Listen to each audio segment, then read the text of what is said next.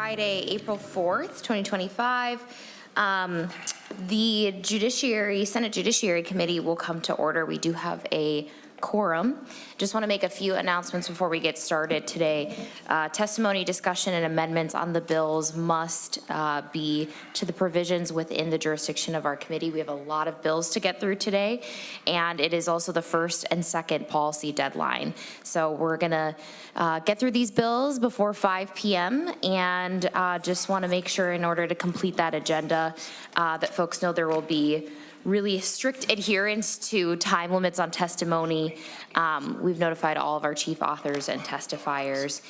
If we do get too bogged down on a bill, that would be at the expense of some of the other bills that we have to do today. So we'll look at laying those over if it's taking a little bit more time. So you're going to start us off, right, Senator Cwodzinski. And do you want to start with the author's amendment? I think you have an A2 amendment, and then council can also explain. There's just an oral amendment to that. So I can hand the mic to Ms. Primo. Thank you, Madam Chair. Yes.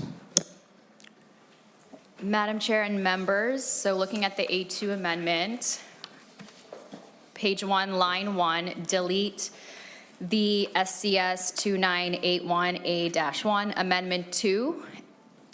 Page 1, line 3, delete lines 3 to 20 and insert after line 12. This amendment would then be to the bill as opposed to the A1 amendment. Okay, thank you, Ms. Primo. So Senator Cwodzinski moves the. Oh, that's right. You're not on our committee. Senator Carlson, would you move the A2 amendment as described by council? Okay, thank you. All those in favor say aye. Aye. Opposed? Okay, the amendment's adopted. So we've got your bill in the right shape. Senator Cwodzinski, please proceed. Thank you, Madam Chair and members. I'm a little tired today. My grandkids spent the night last night. I was telling Senator Limmer, and I got up this morning. When they woke me up this morning, I told them we were going to watch Captain Kangaroo, and they didn't know what that was. So, that was for certain members of the committee. Madam Chair and members, this bill modifies public government data requests made to school districts by individuals. It prohibits a person from requesting public data anonymously and provides identification credentials as required by a school district. The author's amendment extends that provision on school districts to other political entities. The background behind this is the onerous data requests that are coming predominantly to school districts was when this was brought to my attention. And this shields school districts from superfluous and potentially malicious public data requests that have put financial pressure on school budgets and wasted the time of school staff to comply.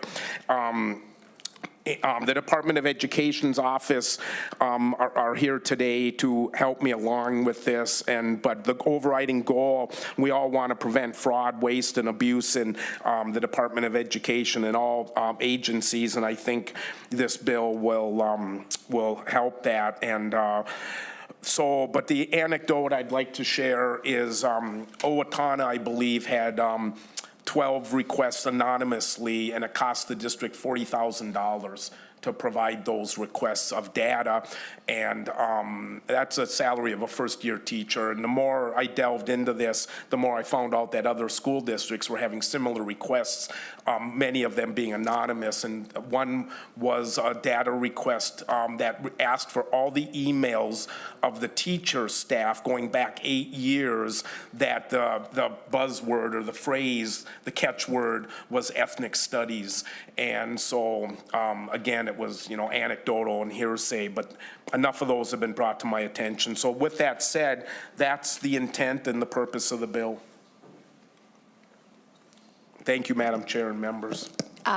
Thank you, Senator Cwodzinski. And you got two testifiers. Who wants to go first? Good morning, Madam Chair, committee members. My name is Ado Shuni. I'm the Director of Government Relations for the Minnesota Department of Education. And with me today to answer any questions the committee may have of Martin Halden, our General Counsel for the department.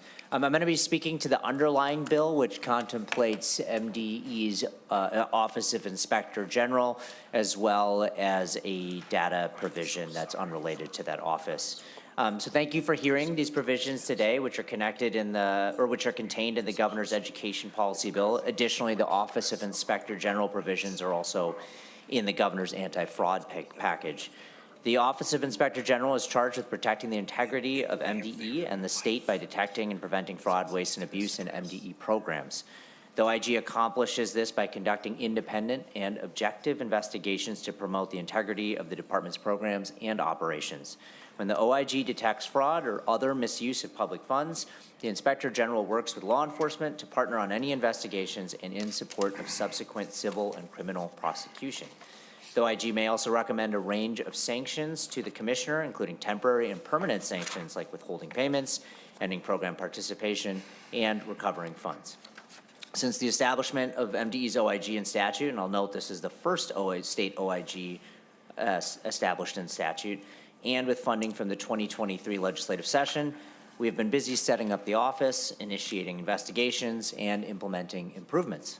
Last session, the legislature passed additional language to add to MDE's OIG statute around critical investigatory powers, definitions, sanctions authorities, and reporter protections. This year, as our OIG continues to do its work, we have found that further enhancements, definitions, protections, and clarifications are needed for the office to fully achieve its goal of fraud prevention and program integrity. I'm just going to summarize these pieces with a focus on those identified for the committee's jurisdiction. These proposals bolster relationships with law enforcement by more clearly maintaining the confidentiality of investigatory data and by applying the Comprehensive Law Enforcement Data Statute to MDE's OIG. Next, proposals enhance the effectiveness and efficiency of investigations by establishing clear expectations around OIG access to program participant records. The bill provides more definitions for abuse and fraud and adds a definition of theft. These will provide more clear direction to agency staff about what activities justify a referral to the OIG and more notice to program participants on what results in noncompliance. We also seek greater clarification around sanctions MDE can take if the OIG has credible indicia of fraud or there is a finding of fraud. Last year's changes allowed the Commissioner to impose temporary sanctions on program participants who were removed from another state or federal program for fraud, waste, or abuse based on an OIG recommendation. This proposal allows MDE to take a range of actions against program participants that have been excluded from public funds administered by MDE or other Minnesota state agency or a federal agency, such as prohibiting the excluded program participant from receiving grant funds or disenrolling or debarring from other MDE programs. It would also allow MDE to suspend payments to providers when there's a credible allegation of fraud for which an investigation is pending for a program administered by a Minnesota state agency or a federal agency. Fraud prevention relies on those that report program concerns. That is why we're adding further clarification on protections for employees and non-employee individuals who make good faith reports on suspected fraud, waste, and abuse. The proposal clarifies appropriate application of law to employees and extends civil liability immunity to employees and non-employees. The last proposal being considered here on the OIG simply gives the office authority to obtain data from DEED's Unemployment Insurance Office when required. Finally, I will note one non-OIG proposal, Section 1 of this bill. We're seeking technical clarification by referring to federal law that parental consent is still required for schools to share parent and student information with DEED on students with disabilities for the purpose of coordinating vocational rehabilitation services and supports. The requirement is already in federal and state law, and adding it here would eliminate any confusion. Again, thank you for the opportunity to present these critical enhancements to our OIG statute as we seek to uphold the mission of program integrity and fraud prevention. Ms. Halden and I can answer any questions from the committee. Thank you. Thank you. Ms. Halden, did you have prepared testimony or just here for questions? Okay, great.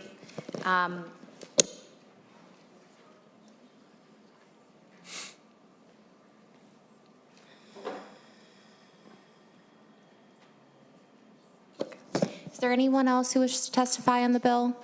Okay, you can come forward, Mr. Neumeister. And you've got 1 minute. Madam Chair, for the record, my name is Rich Neumeister. I thank the chair for adopting the amendment, A2 amendment. But I just want to bring your attention as this bill goes through on other aspects of data practices. If you take a look at section 2, the bottom line question is, once the investigation is done, does it become public under 1339?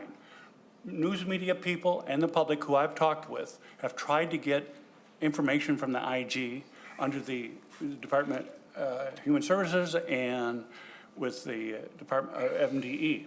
So that's very important to make sure now we're putting this in there. Eventually the data, after it's inactive, it becomes under 1339, public for all of us. Number 2, on page 3, line 7 through page 3, line 14, you're adding it to the criminal investigative section, 1382. The Inspector General is becoming part of that. What does that mean? Does the Inspector General having law enforcement powers? How does 1382 impinge on their investigations? In DHS, Human Services, they do have people from BCA doing the investigation on some fraud. That's why 1382 applies. So I just Mr. bring those Neumeister, I'll your ask you to attention, wrap Madam up Chair, quickly. and thank you very much for the few moments of your time. I'm just trying to do good policy for all of us. Okay, members, questions? I'll go to Senator Limmer and then Senator Westrom. Thank you, Madam Chair. Sir, could you explain the A1 amendment? And specifically, it talks about a responsible authority, that's the keeper of data, on lines 16 and 17 of the amendment. It says the responsible authority may suspend any further response to the request until the requesting person inspects data that has been made available or collects and pays. Could you just explain that? Usually we don't refuse data. We did not. We adopted the A2 first. Oh, did we adopt the A2? Yes, Senator Not Limmer, we the adopted the A1. A2. Was the A1 going to be considered? No, it's been replaced by the A2, and then we had a slight oral amendment. All right. Senator, I threw you off with my Captain Kangaroo reference. Yeah, you certainly did. I think we're both showing our age right now. Thank you. Yeah, absolutely. Senator Westrom?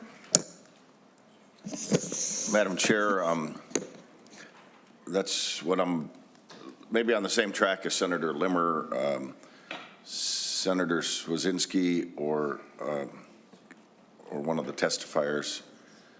Can you recap exactly what we're doing on this data privacy again, and what is the big problem? You said anonymous requests, and we're just making people put their names on the request, or it looks like we're doing more than that to stymie or slow down a response, and I'm not just asking people to give their names so you know who's doing it is one thing, but can you recap that a little bit better for us and give us?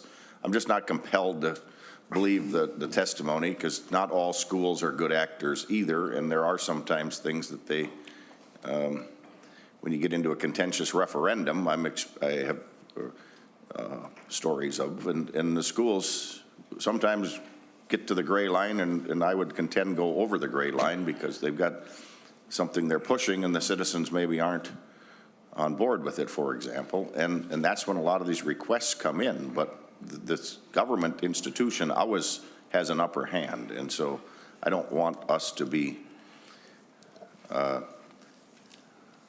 bringing some inherent unfairness to a system that's already probably tilted towards the government agency.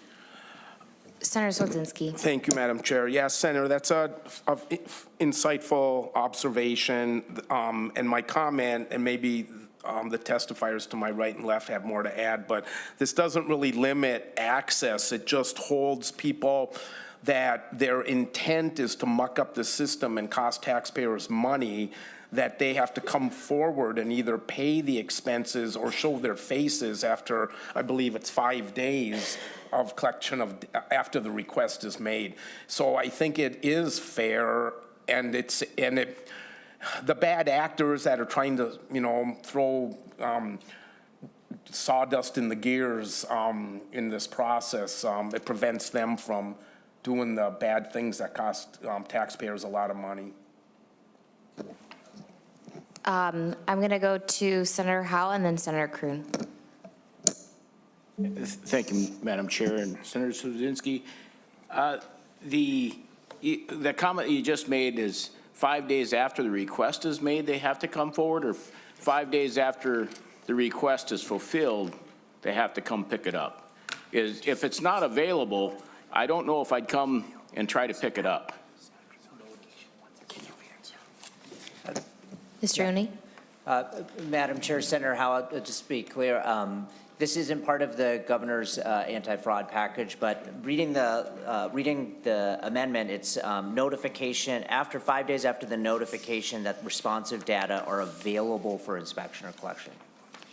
Okay, that's what I was looking for. Thank you. Okay. Senator Kroon? Thank you, Madam Chair. On section 4, page 3, on the rulemaking part, and maybe this is going to state gov on this, I don't know, but since this is the first stop, I figured I'd ask. And maybe this is a question for MDE, but what's the purpose for expedited rulemaking? And I know that that's existing, section 14.389 is the expedited rulemaking, and this just adds and may use the process outline in the expedited rulemaking procedure. But I guess my overarching question is why do we have the expedited rulemaking provision in there at all for the academic standards? What's the purpose for that? Ms. Halden? Thank you, Chair. Thank you, Senator Kroon, for the question. It's a great question, and part of the reason for, this proposed change is to make it clearer that it would permit the department to not use the expedited process, because right now, as you referenced, the current language says must adopt statewide rules under section 14.389, which references the expedited process. And we want, and that there's a possible reading of that we would only be able to use the expedited process. To my knowledge, and I'm new to the department, we've never used the expedited process. We've always used the full rulemaking process. And so the intent here is to make it clear that we can use the full rulemaking process. Senator Kroon? Thank you, Madam Chair. Thank you for that response. And now that I'm reading it as you laid it out, that makes sense. This does give, I think, the department some discretion to use expedited rulemaking or not use expedited rulemaking. And you mentioned that since you've been there, I don't know how long that is, but it sounds like this isn't a common thing. And I'm wondering maybe if this is a relic from COVID days or something. I'm not sure, but maybe, and maybe this isn't the appropriate stop for it, but I would think maybe getting rid of section 14.389 in its entirety might make some sense here. Can you envision a scenario where you would use the expedited rulemaking? Ms. Halden or Mr. Rooney? Mr. Rooney? Yeah, Madam Chair, I'm not the program area expert, so I can't give the full expansive when would we ever use it. This is usually for academic standards, and we review academic standards in every 10-year cycle, and that will have, with the health standards, several different issue areas. We have never, to our knowledge, used it before. We have always used regular rulemaking standards, so I can't say with absolute certainty that we would never need it, but right now, within kind of our experience, we don't see a need for it. Ms. Halden? Thank you, Chair and Senator Kroon. Just to slightly amend what we just said, we actually did just use it for math because an ALJ interpreted this language as excluding the possibility of us using the full rulemaking. And so we had to use it because that's what the ALJ told us to do. It was it was a math standards. We received very few public comments, but we actually designed particularly our academic standards rulemaking process to include as much public comment as possible. And that's why we want to be clear that we have the option of using the full process. Senator Kroon. Thank you, Madam Chair, and I appreciate this exchange. This has been enlightening, and I won't belabor the point since I don't know what the path, I'm assuming this would have to go to state gov since it's got a slight change to rulemaking in it. Maybe it would go to one of the education committees, and I'm not sure, maybe that one of those two committees, both of them might have more to say over this than the Judiciary Committee. I'm just flagging the issue to maybe have another committee look at whether or not section 14.389 needs to be in here at all. But if there is a reason for it, I do appreciate this change and think it's a good one. But I'm wondering if maybe we should go farther and just get rid of it. But that's just my commentary for another committee to consider. Thank you. And just to follow up on that, Senator Kroon, the plan is to lay the bill over. My understanding is that those pieces aren't included in the omnibus that's being put together in education policy, and that's why. So the rulemaking's been removed. Are there any other questions? Senator Westrom. Madam Chair, I'm still just a little uncomfortable with this data practices change, and I'm trying to figure out if it's big or little. So Senator Cwodzinski, and if one of the testifiers has a better example of it, but is the current process that somebody can anonymously ask for a data practice request and the school district has no idea who it might be, and they'll start gathering it? And then is it also common that they can make the parties pay for electronic copies of stuff? Can you walk us through that process just a little bit? And then is the big change that we're letting the entity suspend the request if they don't come back and get part of what's ready already at a certain time? Or I'm just looking at the A2 language, and I'm just not 100% clear on this. Yeah, thanks, Senator. Senator Cwodzinski, I'm going to let you respond in MD, but I know that Mr. Neumeister also wants to come forward. Okay. Go ahead. Thank you, Madam Chair.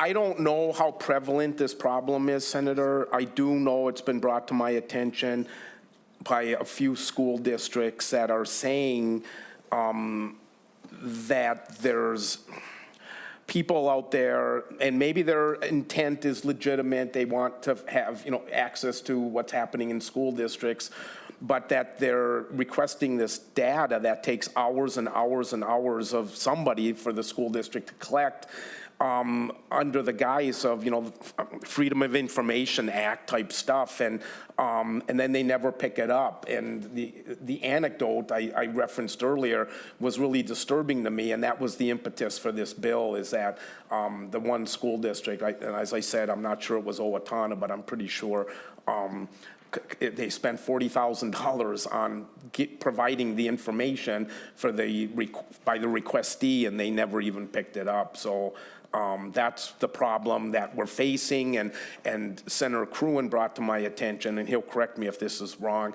that it's not just school districts that are facing this type of stuff as well. It's also other government agencies. So we're just trying to make it more accountable by people that want to have, that have no intention of collecting the information they're requesting. They're just trying to give a hassle factor to our school districts and our government agencies. Mr. Neumeister, did you want to respond still? Mr. Neumeister, if you could come to the microphone, I'd be interested in your perspective. Madam Chair, members of the committee, you make a data request. You can either pay for copies, and the entity can say, Mr. Neumeister, you're asking for this data, we ask for a prepayment. The other option is you can ask for data and inspect it for free. So what happens sometimes is that people ask for data, the entities comply, and then sometimes people don't show up for that. What this law says is we're going to give you 5 days' notice that at least part of your data request on inspection is ready to be picked up. If you don't pick it up, we're not going to continue the data request until you pick up the first amount that you've asked. So the entity doesn't have to keep on producing data until they pick up that first amount of data. Now, it's just important to understand that there is flexibility in the law, which we've had spanning over 5 decades, that someone makes a huge data request. Usually it's at a little bit at a time, but people keep on producing. This law then provides you produce a little bit. If they don't come, you basically don't have to do the rest of it, which then saves time and effort of all public authorities or responsible authorities, because this bill will apply to all. And also to let you know, many parties were involved. Ministers for Open Government, M&A, school boards, school districts. This was all worked on for hours and hours of work on the other side. So this is where that amendment comes Thank you, from. Mr. Neumeister. Senator Westrom? Madam Chair, Mr. Neumeister, so are you and other groups that raise data practices concerns think this is a reasonable approach, or are you okay with it? And secondly, to one of the earlier comments, is there situations where an anonymous requests come in and they have to still comply with just a blank letter that says, I want all the emails from the last month from all teachers, and they don't even know who requested it or who you would give it to? Okay. Mr. Neumeister? Madam Chair, the first question, yes. Ministers for Open Government, I and others have worked all this, and we are in agreement with the A2 amendment. Number two, for 50 years, folks have been able to ask for anonymously for public data, and so what happens, that there's flexibility in the law that then the government entity says, okay, we got this request. There has to be some way, whether it be through email or somewhere where there is some communication. But then the entity, the school district or the government entity will say, we're only going to, if it's asking for everything under the sun, which I've asked for sometimes, over the years for all different reasons, you'll say, we're just going to give a little bit. If they don't come in, you really, under the rules and the flexibility of the opinions of the Data Practices Office, you don't have to continue with the request. But somehow, some way, there was always, in 99% of the cases, even anonymous people get access to their data by somehow, some way. Either another person picks it up or whatever. Do you have a quick follow-up, Senator Westrom? Madam Chair, I think this is my last one, but Madam Chair and Mr. Neumeister, I think you might have the best grasp of this. So what prevents the school district from just producing one page and then say, oh, it's ready, and then it becomes a delay tactic, and then they could do another page? So are you comfortable, and are we dealing with a situation that there's got to be good faith operations going on here and not just another page 2 weeks later? Do they come and get it? Okay, they didn't, so now we can suspend.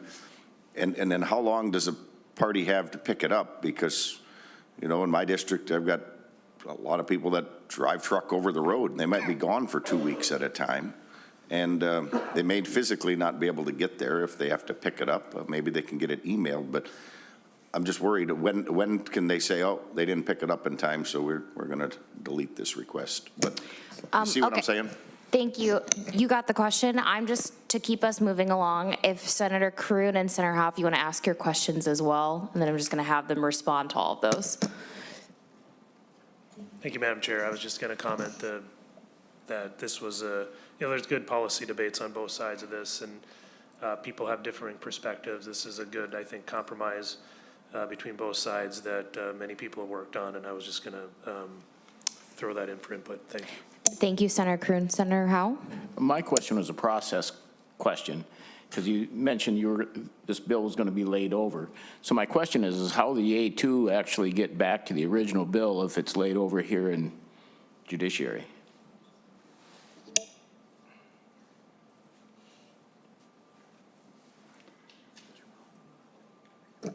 Yeah, they're just going to incorporate the changes that, that were adopted here in the Judiciary Committee. So council will be communicating with the council over in education policy. Senator Howe? Thank you, Madam Chair. To me, it sounds like it circumvents the process but whatever. I'm not sure I like that process. I would think we'd pass this back to education where you put it all together, but I'm not a guy that understands all that. I guess I would like to offer an amendment to the rulemaking piece and possibly make it so we take out that piece where we got an expedited rulemaking, we just make it, and if there's something that needs to be done in expedited rulemaking, they come back and ask for it. So my proposal would, on line 3.17, after rules, delete everything after that, and then line 318 up to 4. So it would be, must adopt statewide rules for implementing statewide rigorous. Okay, I'm going to Chair, just, point of thank order. you, Senator Howe. I'm going to make sure that the questions were answered, and then we'll come back to your amendment. Okay, thanks.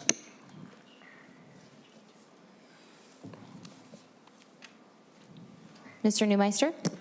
Madam Chair, Senator Westrom, that can always happen. That has happened before under current law, where if an entity wants to be a bad player, they could use that dynamic of 1 page a week or whatever it might be. Hopefully, they know that is against basically the law, particularly, you know, if they're just playing a game with it. Does it happen a lot? Not lots, but it does happen. And this is, so it can. This, and then with this particular change in law, at least it gives notice to the individual that your data is ready.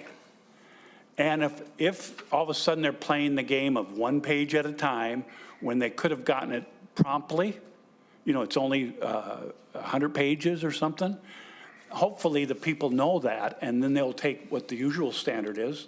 They'll talk to their legislators, they'll go, because there are rights under the law where they can then say, hey, this is not good. You got to do this, do that, whatever. So that has always happened, but that's where we're, as you know, Madam Chair and Senator Westrom, the issues of enforcement has always been a big issue of how do you make sure there's compliance. That can be another hour discussion. All right, thank you. And I did state this earlier, Senator Howe, but they're not including that rulemaking piece in the education policy omnibus. It's also a little bit outside of our jurisdiction, so I think the best course of action right now is just for us to lay that over, and then you won't see that in the bill that's being put forward. Madam Chair, Senator, that's actually worse because the addition here in subdivision 3 on lines 3.17, 3.18 is something that the Department of Education is requesting. It's something that they want. It's something that gives them discretion to not use the expedited rulemaking. So to simply take out the rulemaking piece in the omnibus bill would actually take away the flexibility that the Department of Education is requesting.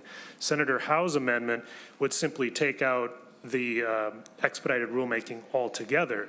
But whatever we do and whatever happens here, we shouldn't take away the flexibility from the Department of Education to not use the expedited rulemaking. And so I just wanted to make that clear, that just simply taking that out doesn't solve the problem. MD, did you want to respond to that? Mr. Uni? Madam Chair, I think what Senator Kroon states is a good point. I mean, we do need to have this clarification in our, we would advocate that we need to have this clarification in whatever passes out of the legislature so that when we engage in the standard rulemaking process, the ALJ that reviews our sonar knows that we've been following the standard process, and it is critical for having the public dialogue along the way, which the standard rulemaking process allows us to have. Okay, I just want to ask for your opinion then. Do you want, I'm not sure if this is, if we want to make that change here, would you rather send that over to state and local gov? Well, Madam Chair. Senator Howe? That's the question. That was my next question. Is this going back? Is this is the whole bill going to state and local gov or not? The bill And is going to be that's- laid over and just incorporate the changes that we made here. So if there's further changes to the rulemaking piece, then I would suggest either we send that over to state and local gov. Well, Madam Chair, if the whole bill's not going to state and local gov for all the rulemaking, then I think we should make that change here to make sure it's in there. Or we can send it to state and local gov. Do you want to make that motion? No, Madam Chair, I don't know. I don't want to add an additional stop for him. I think if we can take care of this piece here, we should just take care of it and be done with it. And that means he doesn't have to do an additional stop.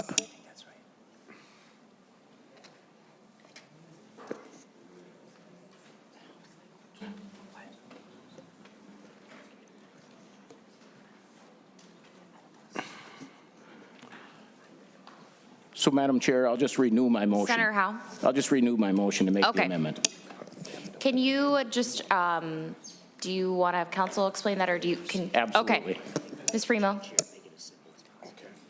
Madam Chair and members, so the amendment would be page 3, line 17, strike under, delete the new language.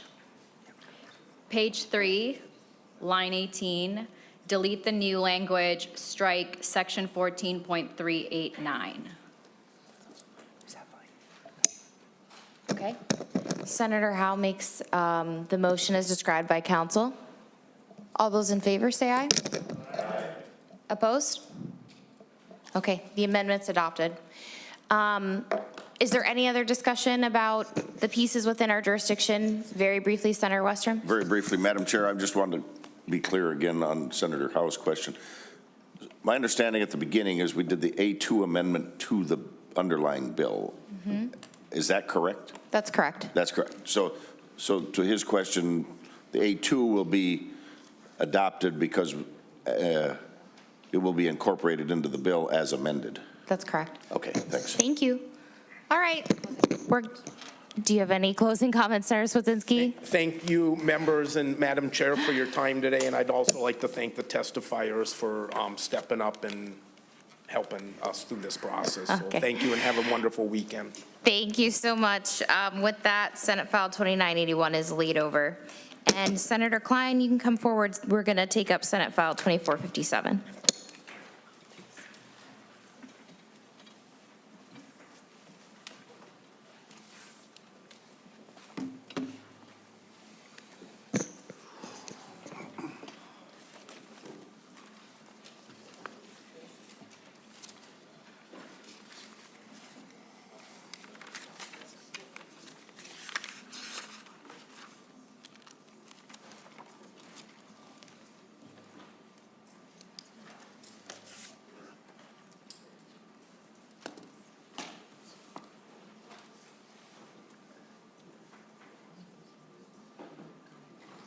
Okay, just while you're getting ready, if, Ms. Primo, if you could just remind us what pieces are within our jurisdiction on this bill?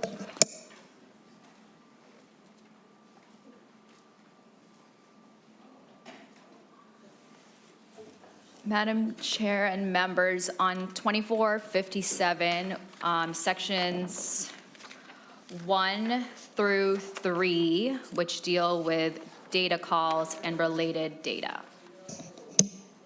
Thank you, Senator Klein. Thank you, Madam Chair. The two next bills, 2457 and 2794, both are provisions with that came from the Department of Commerce in conjunction and with the support of the industry to be incorporated in the Commerce Omnibus Policy Bill this year. They are coming through your committee because of data provisions within the bills. 2457 is an insurance provision supported by the insurance industry, and I can turn it over to the Department of Commerce to explain it in detail for the committee. That's it. Thank you. Mr. Smith, you can begin by introducing yourself.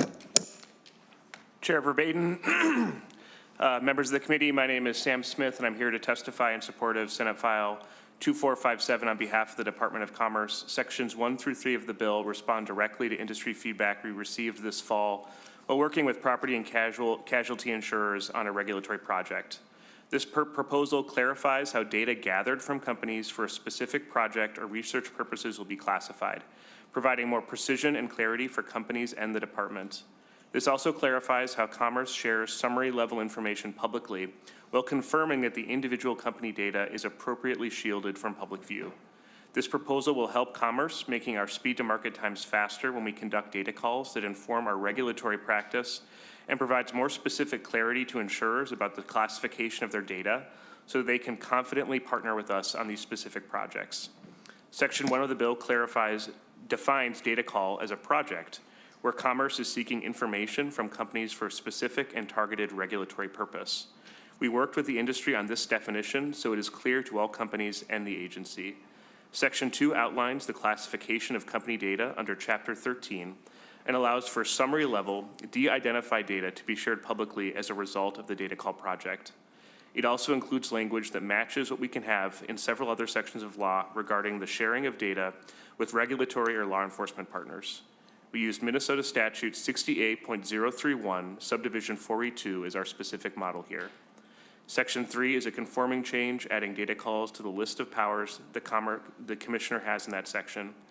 And I would add that the Department of Commerce has the authority to already make these data calls, and the changes here specifically speak to how they are classified. Thank you. Thank you. Is there anyone else who wishes to testify on this bill? Okay, seeing none. Questions, members?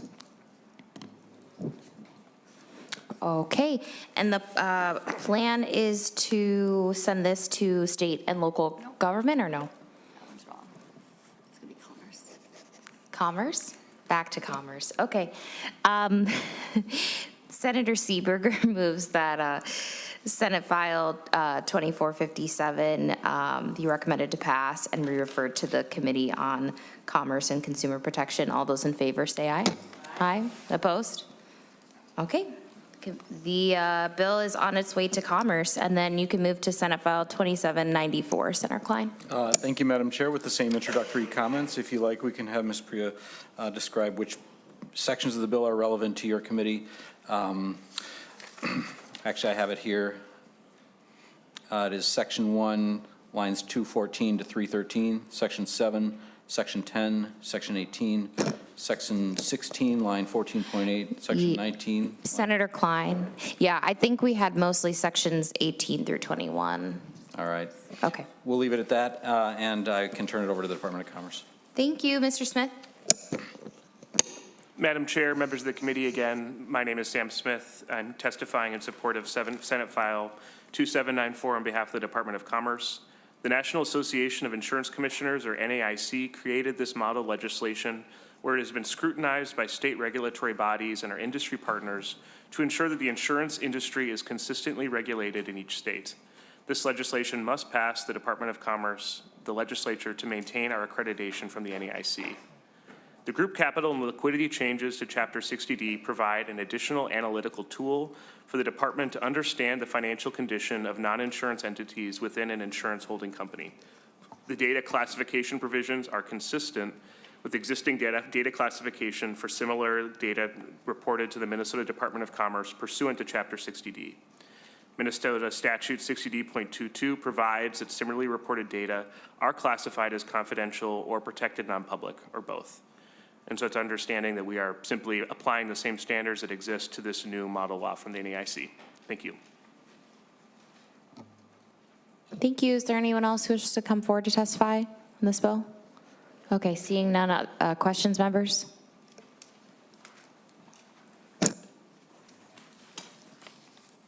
Okay, my understanding is this is also going back to Commerce, Senator Klein. Okay. So Senator Seeberger moves that Senate File 2794 be recommended to pass and referred to the Committee on Commerce and Consumer Protection. All those in favor say aye. Aye. Opposed? Okay. And that is on its way to Commerce as well. Thank you, Senator Klein. Okay, we're going to take up Senate File 1035, Senator Port.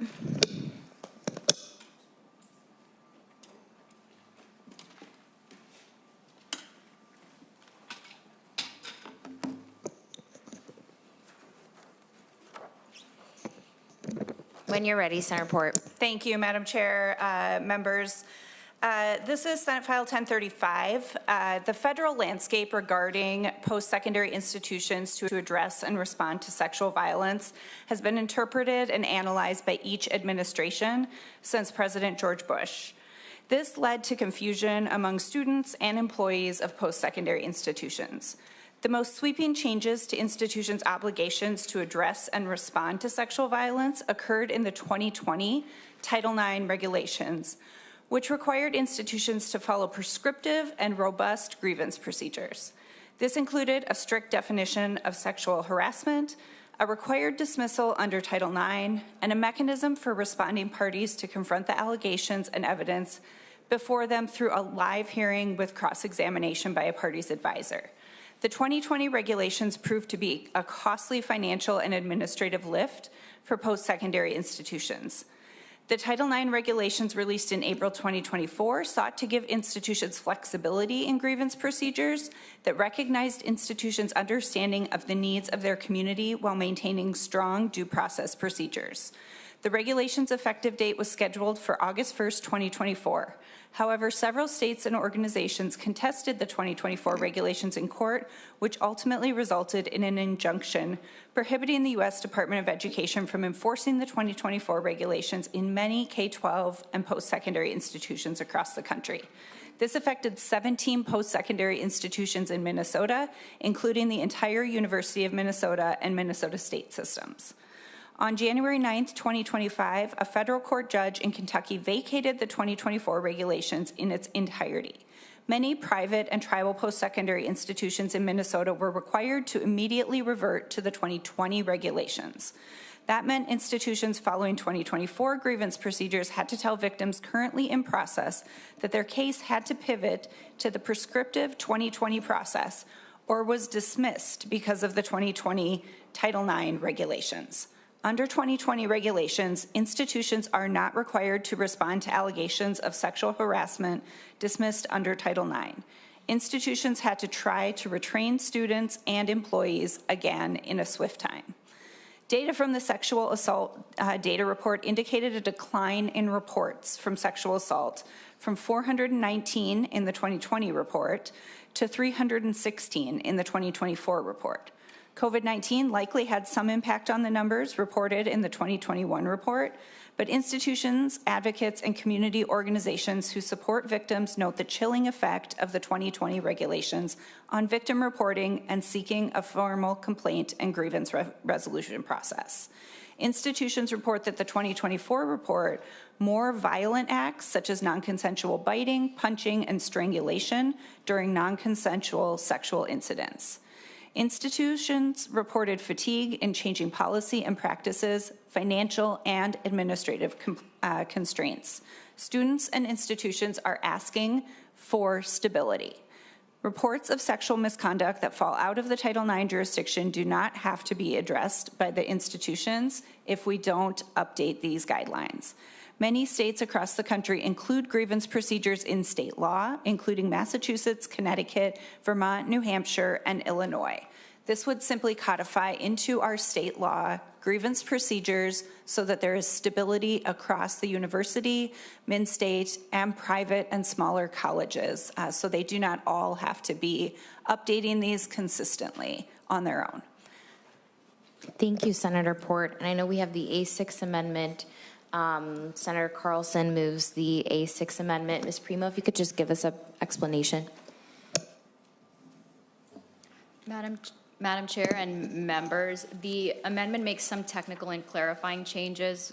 With respect to the substantive changes, the amendment clarifies that when there is an employee of the institution who is the responding party, that this grievance procedure applies to that, that allegation or complaint. And it also requires the post-secondary institution to hold a hearing if it is requested by either the reporting or responding party. And it also removes the preponderance of evidence standard. Thank you. All those in favor of the A6 amendment, say aye. Oh, do you have a question, Senator Kroon?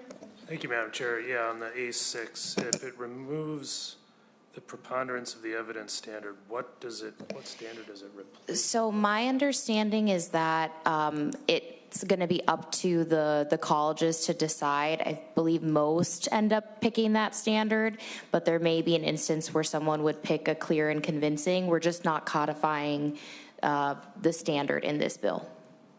Madam Chair. Senator Kroon.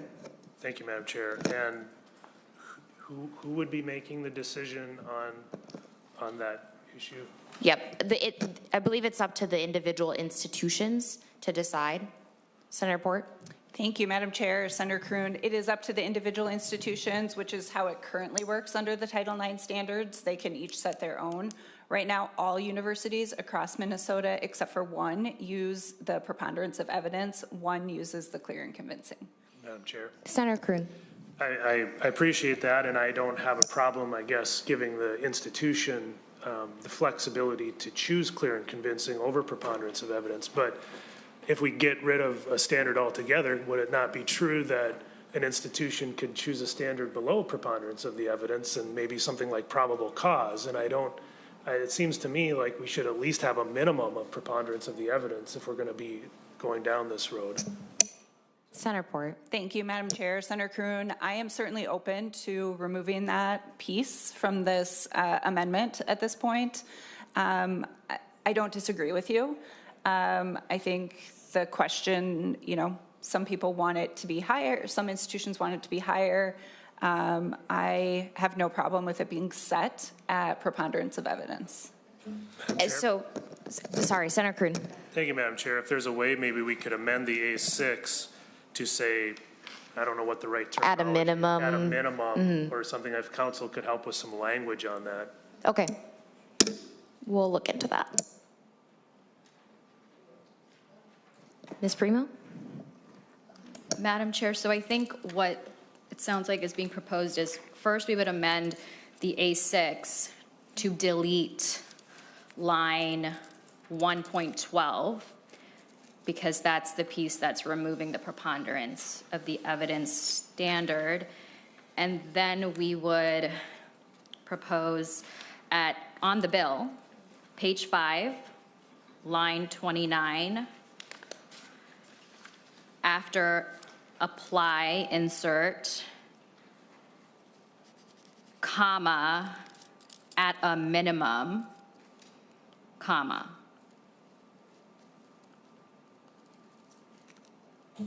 Madam Chair.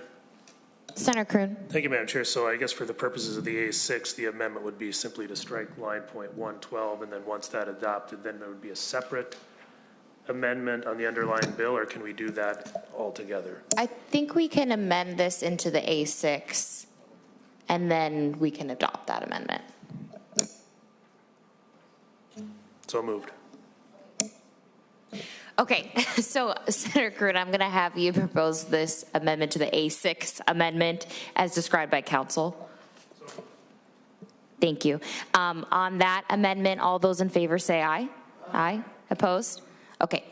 The amendment to the amendment is adopted. So now on the A6 amendment as amended, Senator Port. Thank you, Madam Chair. My testifier from the university, from the Department of Higher Ed, is unable to be here today, but I wanted, oh, you're here. Come on up.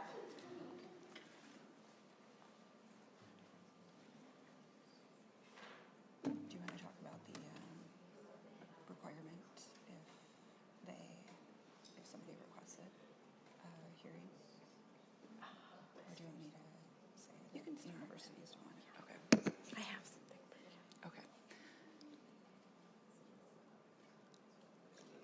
Okay. Melissa Watchke? Yes, for the record, members, Chair, my name is Melissa Watchke. I am the Title IX Training Administrator for the Minnesota Office of Higher Education. I have the great privilege of serving 77 institutions under the campus sexual misconduct policy to provide training and technical assistance on this policy, as well as federal and state laws that impact campus sexual misconduct policies and institutions. Provisions of this bill create consistent roadmap for institutions. They provide certain protections and rights for parties and witnesses involved in sexual misconduct process. The provisions bring stability in a very difficult process. Placing procedures in state statute provides a foundation that is less likely to change in the varying federal landscape. Many of our students transfer from one institution to another, and so this brings awareness to students and employees who may transfer institutions. Based on conversations with many of the institutions in which I have talked to, from small independent institutions, cosmetology schools of 100 plus students, to the University of Minnesota system. Many of the institutions, particularly the small private institutions, report their desire for flexibility in the grievance process that meets the community needs while responding to sexual misconduct allegations. Very small institutions convey their concern about the financial and administrative costs, as Senator Port discussed in her testimony. Costs of hearing, they need to contract out a hearing chair or decision maker to mitigate privacy concerns. Small institutions are working in a campus sexual misconduct proceedings, may not have easy access to counsel or expertise in legal proceedings, again, contracting out, which is a significant cost. Institutions who seek to administer hearings themselves report human resource constraints and lost time. One small cosmetology school of roughly 140 students noted that they would be forced to close the institution in order to conduct the hearing. Hearings can last from 2 to 6 hours on average. Small institutions run the risk of privacy of a proceeding because everybody knows everybody at these very small institutions, as well as and bias as far as knowing who is in the proceedings, and the control for bias is a risk to the institution. The grievance procedure is emotionally draining and impacts both parties in very many ways, from missing classes, assignments, concentration, academic concerns.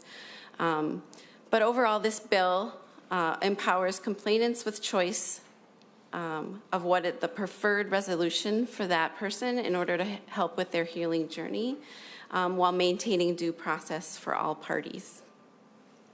Thank you. Senator Port? Thank you, Madam Chair and members. I think, overall, the amendment updates things fine and works well. I think there is pushback from institutions that lines 1.6 and 1.7 create a financial barrier and a logistical barrier for some of these very small schools. Most schools have this already, but this would remove that flexibility. So if the committee wants to think about that, but otherwise we appreciate your time today. Thank you. All right. So we're taking up the A6 amendment as amended. All those in favor say aye. Aye. Opposed? Okay, that's been adopted. Any other questions on the bill? Senator Kroon. Thank you, Madam Chair, and thank you for sending this bill to me in advance. I tried to meet with you to go over some of the stuff. It wasn't able to work out, so we'll have to do some of this a bit on the fly. And I just wanted to say at the outset that I think it's a good idea to put more structure into this process, to have that balancing act between creating justice for victims or reporting parties, I guess we're calling them, and have some due process. As a lawyer, it's hard for me to go through this bill because due process is so ingrained in my mind in a certain way that this falls short in many, many areas. But I want to be sensitive to acknowledge that this isn't a courtroom, and it may not be advisable to make it into a courtroom. So I'm really kind of struggling with that. So I just wanted to preface my comments so that they're taken the right way here. One question I had, and this may be just a technical area that maybe an oral amendment can fix, but I noticed that on line 4.5, it says to retain an advisor, comma, who may be an attorney to serve. And then in line 4.20 and 5.4, it talks about advisor, doesn't say who may be an attorney. And then I revert back up to line 1.9, which says in the definition of an advisor that it may be an attorney. So that all leads me to believe that the language in line 4.5, who may be an attorney, is superfluous. And so I think just to clean up the bill, it would make sense to strike in line 4.5, comma, who may be an attorney, comma. Senator Port? Madam Chair, Senator Kroon, I don't have a problem with that. I think originally it was put in there only for sort of plain reading by people who might not read legislation a lot, but I think you're right. I think it's already in the definition. I would be fine with that. Thank you, Madam Chair. And Senator Kroon. I think the reason it's important to strike that is so that there isn't any confusion later with somebody interpreting this to say, well, they mentioned it here, but they didn't mention it in the other place. So the attorney can only be here in this particular area. Yep. So I think it makes sense to just strike it and rely on the definition for whenever we see the word advisor. Thank you, Senator Kroon. I'm just having council verify that's the only place where that language shows up, and then we can take up that amendment. Okay, that's it. So Senator Kroon moves to delete on line 4.5, delete, comma, who may be an attorney, comma. All those in favor say aye. Aye. Oppose? Okay, that amendment's adopted. Any other questions on the bill as amended? Senator Kroon. Thank you, Madam Chair. And I think and I know this was debated, it sounds like, in your A6, but I think it's really important that, and I know that there are small institutions, I'm sensitive of that, but if we're going to have a live hearing, that it should be upon the request of either party. And I think that's important. And so I support that in the amendment. And there was one part here too that relates to that. Let's see if I can find it here. So, well, actually, I'll start with line. This is. I'll get to that one. I'll just kind of work down in order here. Line 4.29 about delaying a proceeding if requested by law enforcement, and if the campus proceeding may impede a criminal investigation. I guess presumably, if it impedes a criminal investigation, that's why law enforcement would be requesting the delay. So my question is, why add that additional provision, and who gets to decide if it's not law enforcement, whether or not it would impede the delay, or going forward with the proceeding would impede a criminal investigation? Would that just be up to the institution? Senator Port. Thank you, Madam Chair. Thank you, Senator Kroon. This was language requested or put in by the U of M based on their current procedures. This is what they use. I understand what you're saying. I don't feel super strongly about it, but this was given to us by the U. Senator Kroon. Thank you, Madam Chair. I guess I'm just worried about a scenario where law enforcement requests the delay because it'll impede a criminal investigation, but because this additional provision is in there, the institution can say, thanks, but no thanks, we're going to go forward, inhibiting that criminal investigation. But if we strike everything in line 4.29 before the semicolon, then that would give law enforcement, I guess, would be the sole arbiter of whether a delay happens. So I guess that's a committee discussion. I don't know if I feel super strong about that, but I wanted to flag that issue to see if that's something that additional step was something you want in there, or if you want this to be within the decision of law enforcement. Senator Port. Thank you, Madam Chair. Again, this is within the U's current procedure. We worked with them on what they have. This is what they suggested for language. If the committee feels differently, then, I think that's up to you. Ms. Wachke.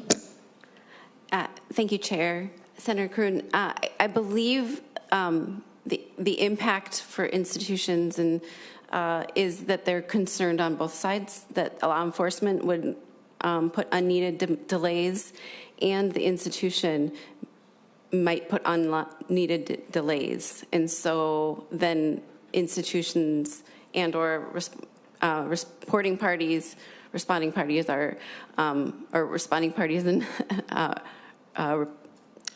now I forgot the word. Respondents would also be concerned about the delays, the undue delays, if that helps with clarity. Senator Kroon. Thank you, Madam Chair. I'll leave it. I won't make the oral amendment. I just wanted to flag that issue for the committee. I'm a little uncomfortable with an institution going forward when law enforcement is saying, hey, if you go forward with this, it's really going to affect the criminal proceeding. I would hate for somebody to get off, a guilty person getting off because a proceeding like this inhibited that criminal process. So. Are there other questions? Sorry, Ms. Wachke. Thank you, Chair. Senator Kroon. The campus sexual misconduct policy has a long-standing memorandum of understanding, and many institutions have a memorandum with the details listed out. And most institutions, especially the U of M, has a working relationship with their law enforcement, a great partnership there. Senator Kroon. I'll let that one go and move on. I appreciate the dialogue. My next question is on lines 4.23 and 4.24. It talks about if a post-secondary institution conducts a hearing, providing the reporting and responding parties with equal opportunity to provide testimony. This is the problematic language, without encountering the other party in person, and to review testimony. What does that mean, without encountering the other party in person? Senator Port. Thank you, Madam Chair. Thank you, Senator Kroon. Through many, many years of looking at sexual assault, sexual harassment procedures, providing opportunity to provide testimony, provide questions for cross-examination, but without having to force a reporting party into the room with their alleged attacker has become sort of a standard of good process response. It allows for the testimony to be required, to be, sometimes they're done over Zoom, both there, but with a judge able to see them both, but without being forced into the same room. Forcing reporting parties to be in the same room as the respondent party, we've found lowers reporting rates. If they know that that's going to be a requirement, as it was when I was in college and assaulted, and numbers were very low of reporting because we knew what it was going to be, it was going to be you and the person who allegedly attacked you forced into a room together, and it really has a chilling effect on reporting. So this allows that same cross-examination, the same ability to provide testimony without forcing, respondents to be in the same room. Madam Chair. Senator Kroon. Thank you, Madam Chair. And this, I guess, goes down to lines 5.2 and 5.3. It's basically the same issue, so I'll just lump them together for purposes of my questioning. And I totally understand what you're saying, and I'm conflicted. This is one of those areas where the lawyer in me, it's ingrained in law school that the right to confront your accuser is foundational to our Constitution. And so, and I understand this isn't a courtroom and it's not a criminal proceeding. It's a hard one, but I totally understand what you're saying too. And so I guess you talked about Zoom and some other things, and I guess what I'm struggling with is just to figure out how you can have a meaningful cross-examination without the traditional having the accuser and the accused together in the same room with traditional cross-examination. But are there written questions in advance?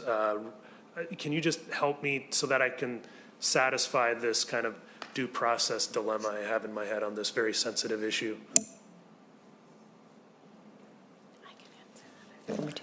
I'm just going to point out one piece before going to Senator Port and Ms. Watchke, but I know that starting on line 4.15, allow for the opportunity for both parties to question the credibility of the other party and witnesses through written remarks or by cross-examination if a post-secondary institution conducts a live hearing. Anything to add, Ms. Watchke? Senator Chair and Senator Kroon, institutions have been doing this type of procedure in many ways since the regulations in 2020. So the cross-examination, many institutions start the process often an early meeting with parties, going through questioning, prepping. I know somebody from the University of Minnesota indicated that they usually start a month in advance speaking with the party they represent. So there is a process in which they can formulate questions and then ask them within the hearing or disciplinary proceeding. Senator Port? And Senator Kroon, just to that point, thank you, Madam Chair.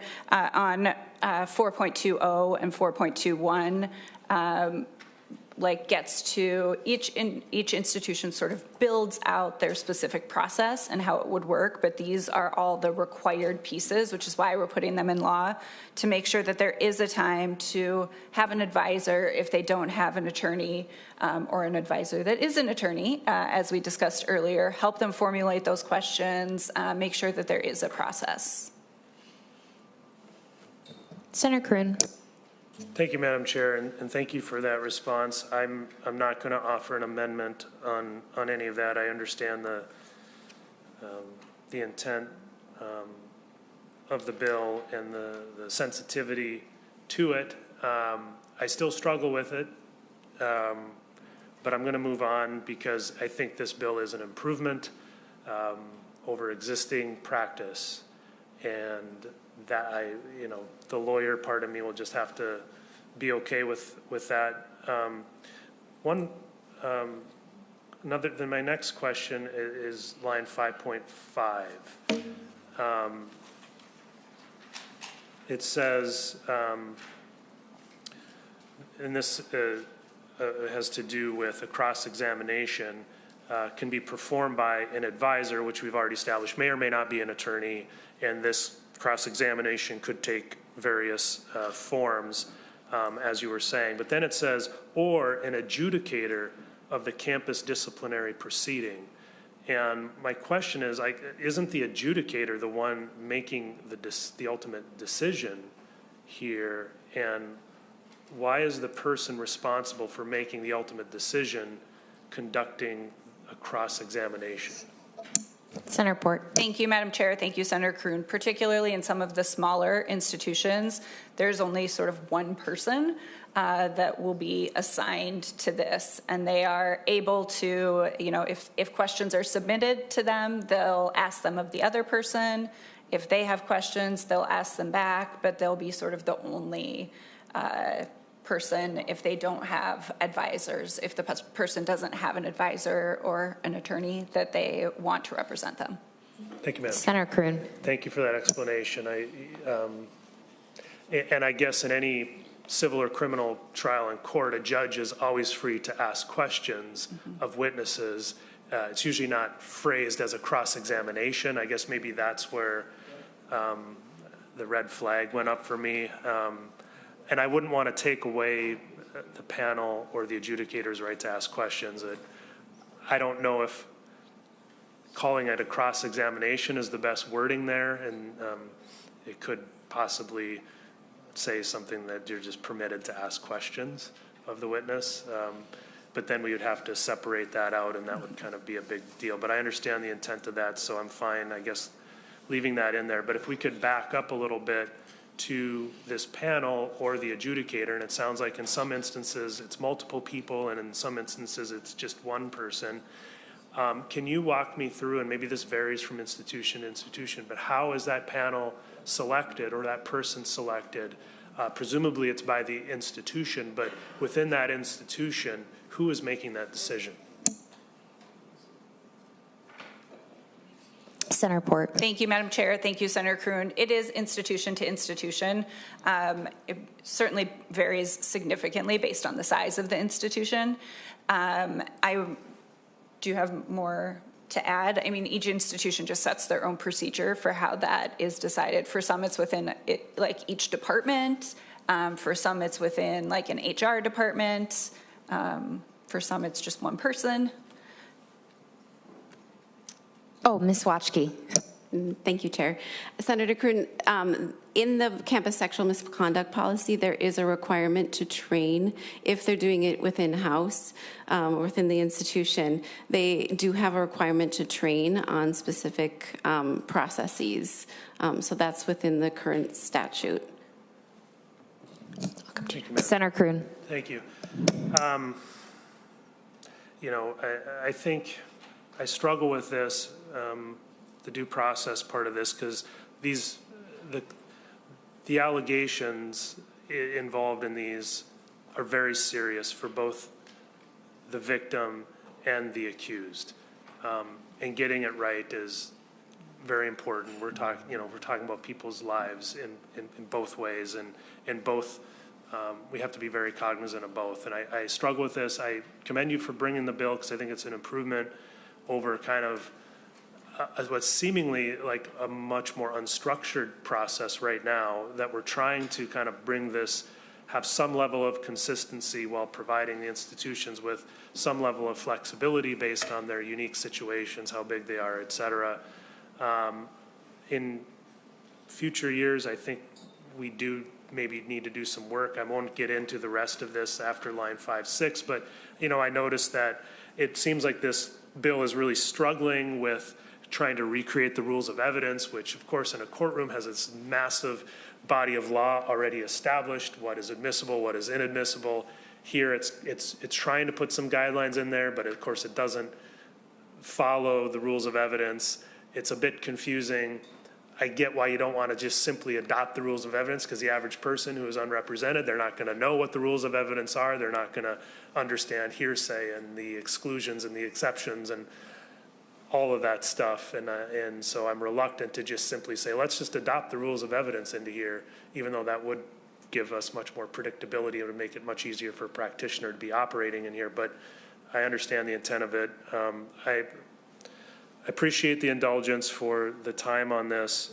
I think ultimately this is a hard, our institutions of higher learning weren't set up to adjudicate matters like this. They're set up to adjudicate plagiarism and things of that nature, and kind of have been called upon based on our culture, I guess, and how, the way things progress, they get called to do more and more, and this is one of those things, and they've been struggling it for many years. I've seen some pretty egregious examples where there was a lack of due process, and I'm sure there are many egregious examples, probably more the other way, where victims have not been validated. So I appreciate the effort, I appreciate the indulgence for the time, with only one of them actually resulting in an amendment, but I think this is something we have to work on in future years. Yep, Thank you. and Senator Kroon, I'm just gonna have council talk to you about one question. If you can send that over to Senator Port, and then I'm gonna have Senator Howe ask his question right now. But, Madam Chair, my question is going to go to council, so I'm. Okay. So that kind of. Well, just wait briefly. Thank you.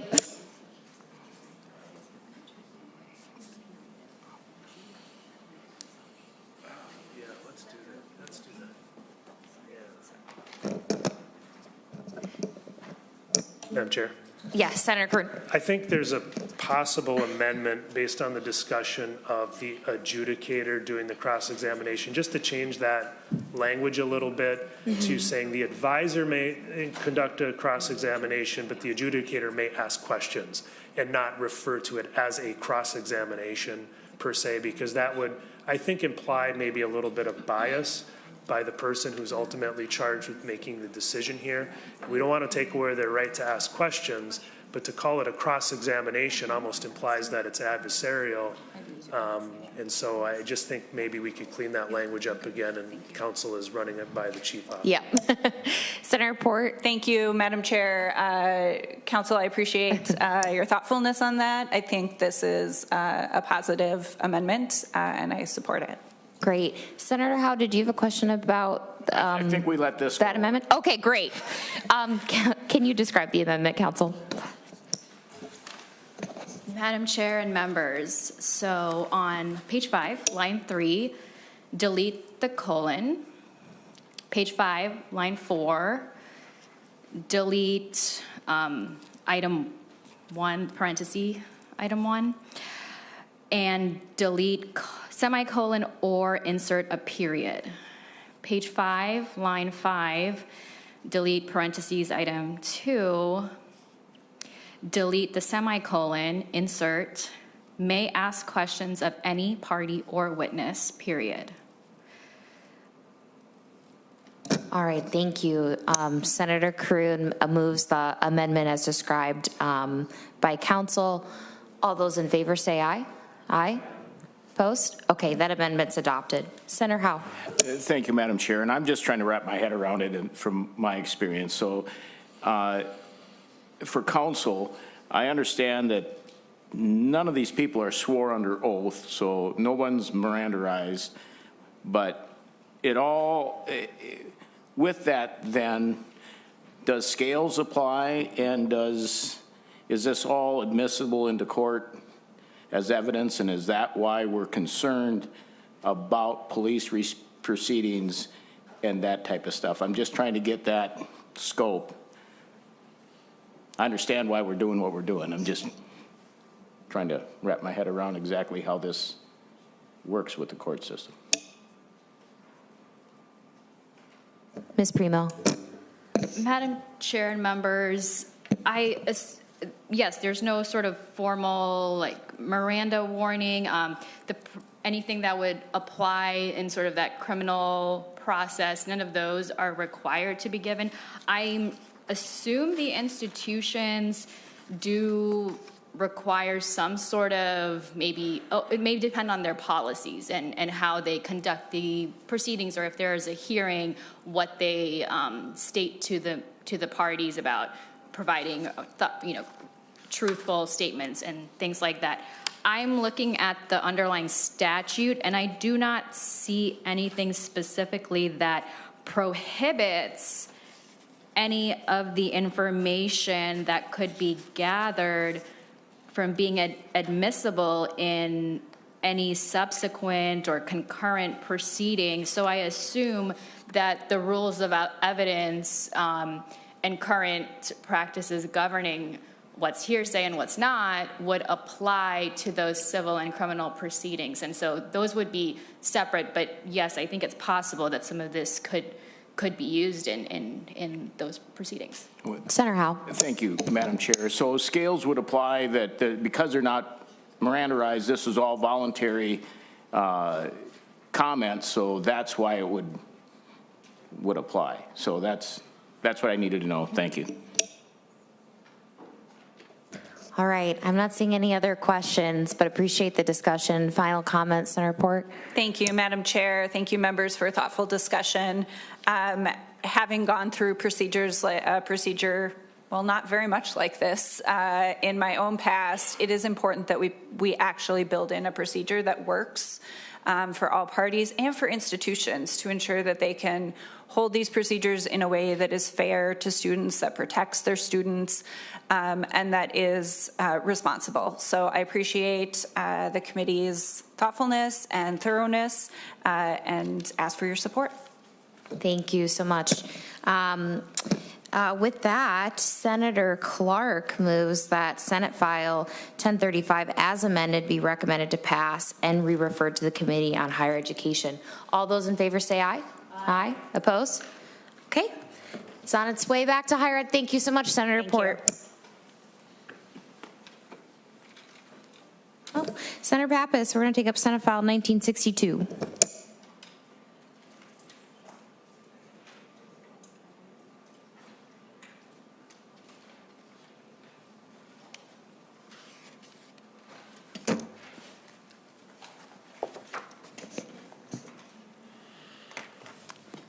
Senator Pappas. Madam Chair, I have the A1 author's amendment.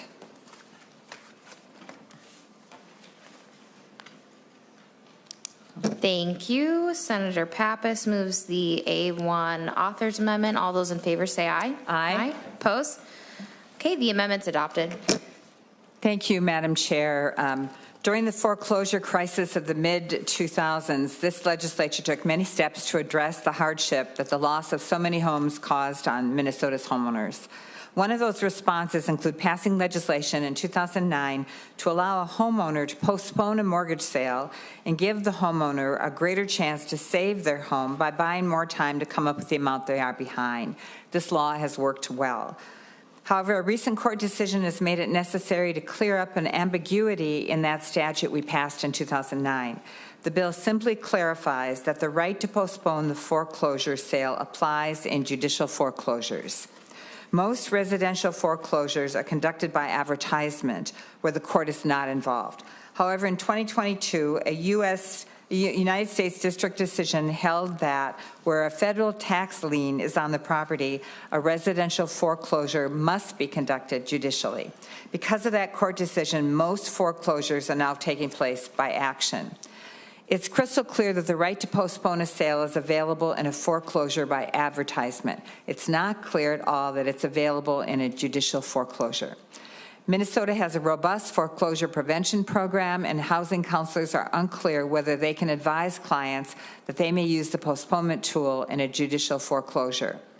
The language before you simply clarifies that Minnesota's right to postpone a sale, whether exercised by a mortgager or a mortgagee, is available in a judicial foreclosure. So besides legal aid, and Mr. Ron Elwood is with me today, also involved in the negotiation and the agreement to this bill was the Minnesota State Bar Association Real Property Section, the Minnesota Bankers Association, the Minnesota Credit Union Association, Bank In, the Minnesota Land Title Association. None of them have any concerns. And also the Minnesota Mortgage Association also provided assistance, and you'll find a letter of support from them in your packets. If you have any questions about the bill, Mr. Ron Elwood from Legal Aid is here to answer any questions. Thank you, Senator Pappas. Members, other questions? Senator Kroon. Thank you, Madam Chair. I had it on my to-do list, and I admit I did not read the Eighth Circuit case. I didn't have time. Show me State Premium Homes versus McDonnell. But I thought that simply held that you couldn't extinguish a subordinate federal tax lien through a foreclosure by advertisement, and that would need to be done through a judicial foreclosure or foreclosure by action.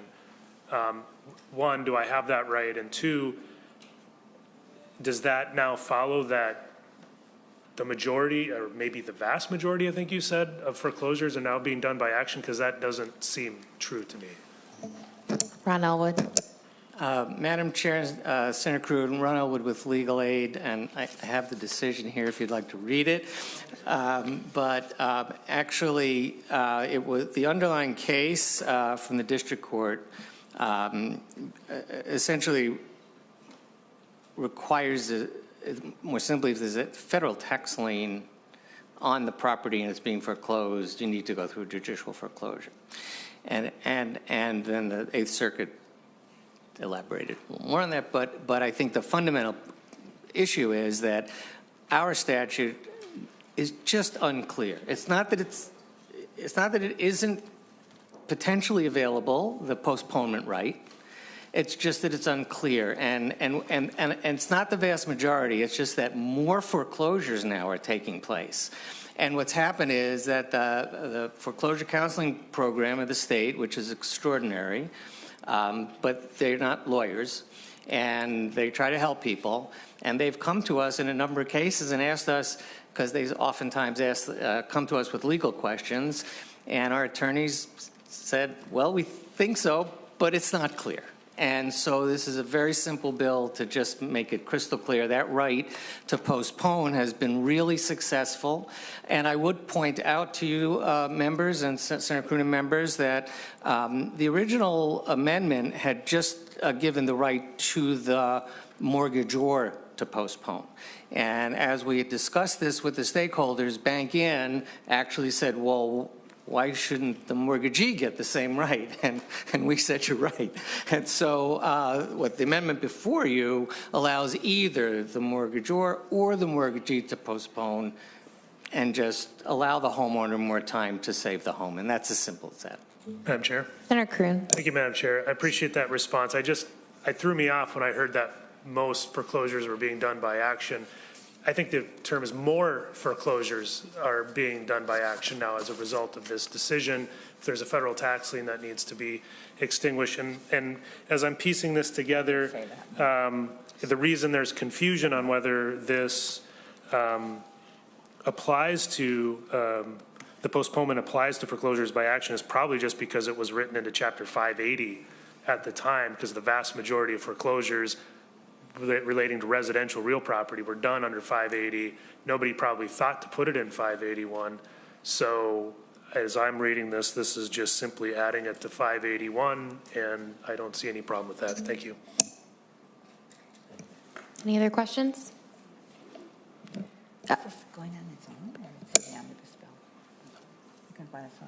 Madam Chair, then Senator Pappas. I would move that Senate Bill 1962 as amended be recommended to pass.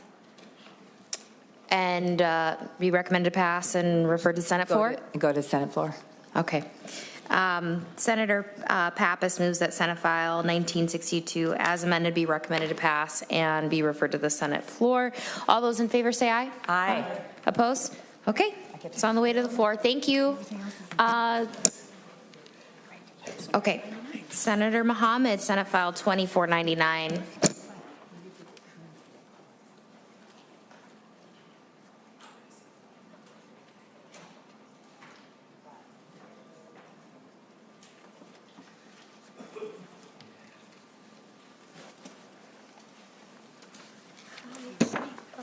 I'm well, thank you.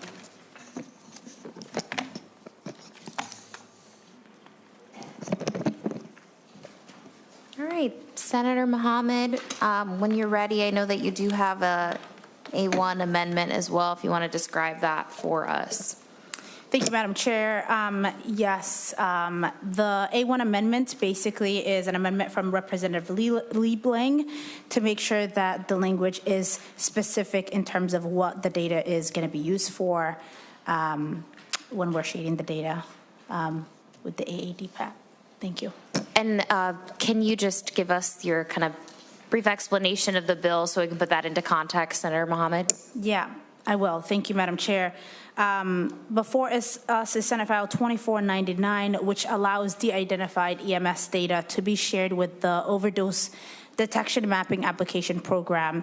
Already used in nearly 300 Minnesota jurisdictions, currently the data entry is manual and time-consuming, limiting participation. Automating data transfer improves speed and accuracy, helping first responders react first. The bill does not mandate reporting or share personal information, only essential details like location, time, substance use, and naloxone. Access is strictly limited with strong privacy safeguards. Madam Chair, this is a common sense step which enhances overdose response, reduces admin burden, and saves lives, and I appreciate you for hearing the bill today. Thank you. Did you want us to take up the amendment and then we can move to testifiers, or? Okay, so Senator Pappas moves the A1 amendment. All those in favor say aye. Aye. Opposed? Okay, that is adopted. And then to your testifiers, whoever wants to begin, you can introduce yourself.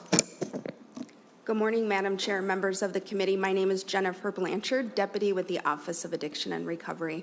I'm here in support of the bill as Jeremy Drucker, Director of our office, is unable to be here today. This proposal was developed in collaboration between our office and the Office of Emergency Medical Services. In your packet, you will find letters of support from Hennepin County Sheriff, as well as the North Central High Intensity Drug Trafficking Area, otherwise known as North Central HIDA. Dylan Ferguson from the Office of EMS is here to provide further detail on the proposal and can answer any questions you have regarding the EMS data. Please proceed. Madam Chair, Dylan Ferguson, Director for the Minnesota Office of Emergency Medical Services. We certainly support the bill. The Emergency Medical Services data set is a rich source of information that we use to improve the EMS system on a daily basis. That data is currently classified under Minnesota Statute 144E.123 as non-public. This is an aspect where we can take a state data source that the state has, be able to automate that, and then relieve a reporting burden that other entities such as law enforcement, fire rescue services, EMS, who are already reporting this data through other sources and authorities. This would essentially give my office the authority to be able to transmit that de-identified information, but including location information, so that it's more accessible in a timely fashion to law enforcement and public health authorities, to be able to have that data be useful in the moment, rather than just to be a piece of data that gets collected and to sit on a shelf. So certainly happy to be able to take any technical questions related to the bill. Thank you for hearing the bill, and thank you, Madam Chair. Thank you. I'm going to go to Senator Howe first, and then. Well, thank you, Madam Chair. And I guess it's a simple question for me, but is Washington, Baltimore, high-intensity drug trafficking areas overdose detection mapping application program, is that a specific company's mapping program, or are we? I understand why we want to map it. The question I have is, why are we saying the Washington-Baltimore mapping program? Because if that's a specific company, I think if we just say that they may provide that information to a company that can do that, I'm a little bit, I guess the first question is that a specific company? Mr. Ferguson. Madam Chair, Senator Howe, to the question, the high-intensity drug trafficking of Baltimore and Maryland isn't a company per se. Rather, it is a confluence of different regional supports, different federal support, different state support. It is, I believe it operates as a nonprofit, I think, if anything, or a conflagration of different governmental entities supporting law enforcement. That's where it had its roots. But as the benefits of the program began to grow, then there were additional public health aspects that were integrated within it as well. So it's not a traditional kind of company kind of aspect. As it relates to the specific naming, I think that's more of just an information security aspect so that everyone knows where this data is going and to whom it is going. But related to this, you know, there are no state dollars that change hands. There is no quote unquote business relationship. And I will just highlight that it is a permissive authority for my office to be able to share this information so that, you know, I have the discretion and ability to protect Minnesotans' data should anything with that particular organization change in the future, Madam Chair. Thank you. Senator Howe. Thank you, Madam Chair. I guess my question is if that organization has problems or stuff, I think it limits you to where you decide if you don't want to go there, that you could go somewhere else with maybe a better technology comes out or someone's got a better app. I'm just thinking that that's my only comment. I think if you opened it up and say you need to go to a mapping application that does this, it would just give you more flexibility in the future. I understand that this could be one of them that you want to continue to do. I was just thinking that instead of you're locked in and we have to come back here in 10 years because that goes defunct and we got someplace else to go, to give you more flexibility. Thank you. Senator Limmer, do you have a question? Thank you, Madam Chair. We introduced and passed the A1 amendment. There was no explanation of what the difference was in changing the language, and I was hoping that someone could tell me the difference between the A1 amendment and the original bill. This is not original jurisdiction, so I'd like to have a little idea of what we voted on. Mr. Ferguson. Madam Chair, Senator Limmer, as it relates to the A1 amendment, what it really specifically sought to do was to more define and put some additional meat on the bones, to speak, as to what constituted the data that was being shared. I believe that it was particularly related to the access in the original in sub 3, where it was referring to incident level location data, and the A1 just sought to add some more definition as to what that incident location level data actually consisted of, and to also include some of the other fields that would be transmitted, including, you know, whether or not naloxone was administered by the responding provider. And I believe that was the intent and structure of the A1, Senator. Thank you. Senator Anderson. Thank you, Madam Chair. Who are the authorized users? Mr. Ferguson. Madam Chair, Senator, to your question, Senator Anderson, the ODMAP platform is a HIPAA compliant system. Access is restricted to specific law enforcement entities, in addition to public health authorities. Anyone wanting to gain access to the system is required to undergo vetting and have a valid need to know. In addition, there are additional geo kind of location restrictions. You know, there is a national map that most vetted entities can see. However, they can only zoom down so far if it's outside their defined geopolitical jurisdiction. In addition to having those vetted members as having a HIPAA compliant kind of software setup, there are audit trails and audit logs to maintain and to be able to see exactly who is accessing what data at any given time, Senator Anderson. Madam Chair, wouldn't it be... Senator Anderson. Madam Chair, wouldn't it be better to have those outlined in the bill? Identified who they are? Mr. Ferguson. Madam Chair, Senator Anderson, I think this is an aspect where the OD map platform are the individuals that are responsible for maintaining that system, whereas we're seeking to provide data, once again, data that is largely already being provided through other, through the same entities, but through different processes and under different authorities. And we're seeking to be able to simplify that process on their behalf. But because OD map is not quote unquote operated by a state agency or a state operator, we don't necessarily get to prescribe to them what those policies would be. We do have the assurances that are in place right now with that.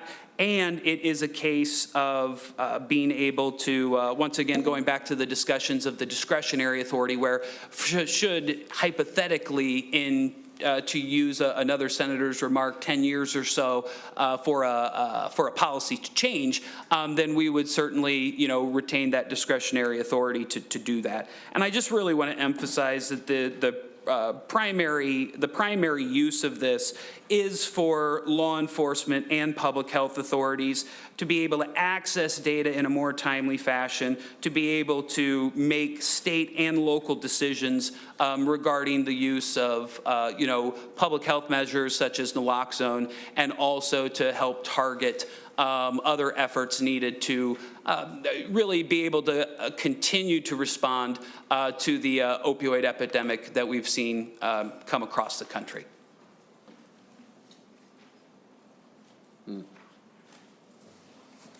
All right. Not seeing any other questions. Final comments, Senator Mohamed? Yeah, Madam Chair, thank you. This piece of legislation is supported, like we said, by Hennepin County Sheriff's Office, by the BCA. And the intent of the bill is so that we know where the most overdoses are happening, so that we can make sure that we can take measures to put naloxone in there, because we know that just in Hennepin County, every single day, at least one person dies because of an overdose. And when there is a naloxone around, we can save as many lives as possible. And I appreciate you. Thank you. With that, Senate File 2499 as amended, I'm sorry, I'm going to have Senator Pappas move that Senate File 2499 as amended be recommended to pass and referred to the Committee on Health and Human Services. All those in favor say aye. Aye. Opposed? Okay. Thank you, Senator Mohamed. It's on it. Oh, it goes to the floor. Okay.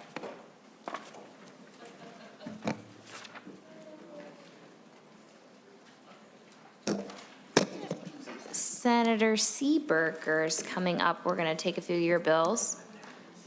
Starting with Senate File 2735, when you're ready.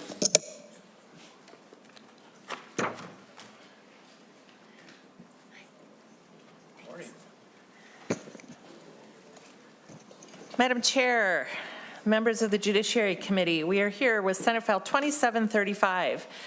You may have seen the news about a 54-foot yacht abandoned on the St. Croix River on Beer Can Island. Since the boat was abandoned in the summer of 2024, it has continued to rack up over $44,000 in fines, but unfortunately, there are limitations in enforcement and removal of the boat. This bill closes that gap by creating a system to hold individuals accountable for their abandoned watercraft. Abandoned watercraft will be tagged and have 14 days to be claimed by their owner, or they will face removal by the DNR at the expense of the owner. The owner will also face civil and criminal penalties as a result of this abandonment. This has been a bipartisan and by-state effort between Wisconsin and Minnesota, and one that shows a shared commitment to protecting the natural beauty of our states and protecting our waterways. And this incident came to my attention from a constituent.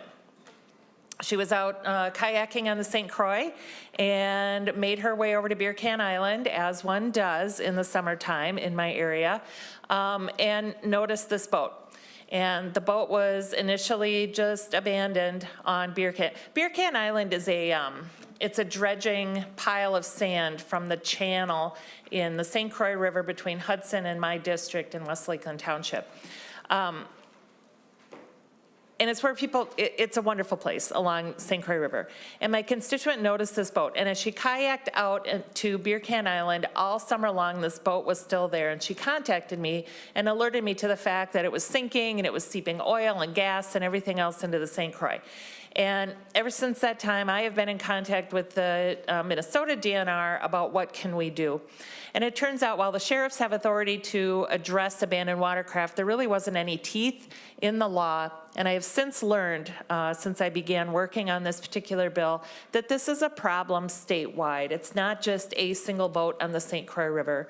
Folks take their boats when they have no more use for them and can't sell them.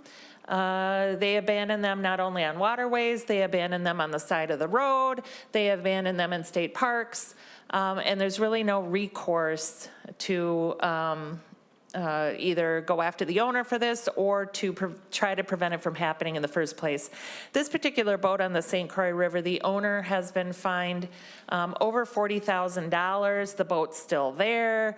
There have been talks of GoFundMes to remove this boat. There is a tremendous online discussion with boat owners on the St. Croix about this boat. And I will tell you that ever since I dropped this bill, other people have been coming up to me and saying, this is a problem where I live too. It's a problem. So the bill attempts to address that. In terms of the penalty section, it makes it a misdemeanor to abandon a watercraft on public lands or waterways in the state of Minnesota. And it also, if the DNR has to come in and remove your abandoned watercraft, they can assess the costs back against you for doing that. As an example, this boat on the St. Croix, I contacted an organization that does this. They're just right up the river in Bayport. Right now, it would cost $22,000 to get rid of this boat because it's sunk. They have to raise the boat, they have to fix the boat, they have to tow the boat, they have to pull the boat using the boat lift, and then they have to transport the boat to a disposal site. And this boat is so large, it'll take a semi to move the boat. You can't just throw it on a trailer. It's not a aluminum fishing boat. It's a 54-foot fiberglass hull luxury cruiser. It's actually a beautiful boat. And there's no market for used boats. That's why people abandon them in the first place. So this bill would make it a misdemeanor, and then if the DNR does have to haul it, incur these costs, assess them back against the owner. If the owner refuses to pay, and while they have an outstanding obligation to pay for the cost of the watercraft that they abandoned, then the DNR pulls any other DNR license they may have, hunting license, fishing license, watercraft license, snowmobile. And the idea behind this is we need to be able to get at people. You can't just abandon a boat. You can't just leave your unwanted boat and make it the taxpayer's problem. So to the extent that folks are maybe concerned that we're pulling hunting rights or we're incurring on your DNR rights to drive your snowmobile, my response to that would be don't abandon your boat and make it the taxpayer's problem. And if you do, we're going to make it hurt a little bit until you resolve the issue, do the right thing, pay the cost to get rid of the boat that you should have done in the first place. And once you do that, you get your hunting license back, you get your fishing license back. So that is my bill, Madam Chair. With me is, God, I forget your name every single time. Colonel Smith. Colonel Smith from the DNR, who can offer additional perspective on this. Oh, yeah, you're right here. Thank you, Senator Seeberger. Colonel Smith. Thank you, Madam Chair. For the record, Colonel Rodman Smith, Director of Enforcement, Department of Natural Resources. I'll just be brief. Really appreciate this being brought forward. This isn't a single issue bill. This has been a growing issue in the state of Minnesota and actually across the nation. Some of the language in this bill has been taken from Florida and South Carolina that have the same issues. Wisconsin's working on similar legislation at this time, but it is a continuing and growing issue. One place we have problems with it, we actually are dealing with one right now down in Pool 2. What happens are people with these big boats, they get kicked out of marina because they're not paying their bill. They go down to some tax forfeit property in Pool 2 by Inver Grove Heights. They start to live on the boat. It gets cold, it gets frozen in, and by the time spring comes, the boat's junk, it's sinking, and then We got to figure out how to do this. So what this really does, it provides a framework for not just the DNR, but a lot of cities and counties and other jurisdictions that are struggling to figure out what to do, because right now it's basically just litter. And so this does provide that framework of how to contact the owner, give them some time, or give them some time to take care of themselves. And then if they don't do that, then the state will have to step in and take care of it for them. So we really appreciate this bill, and we're willing to stand for questions. So. Thank you. Senator Howe? Thank you, Madam Chair. And Senator Seeberger, it's not that I necessarily against this bill, but my question to you would be is, we have the same similar thing with fish houses, and how come we didn't just wrap this into the fish house law and treat them the same way? Senator Seeberger?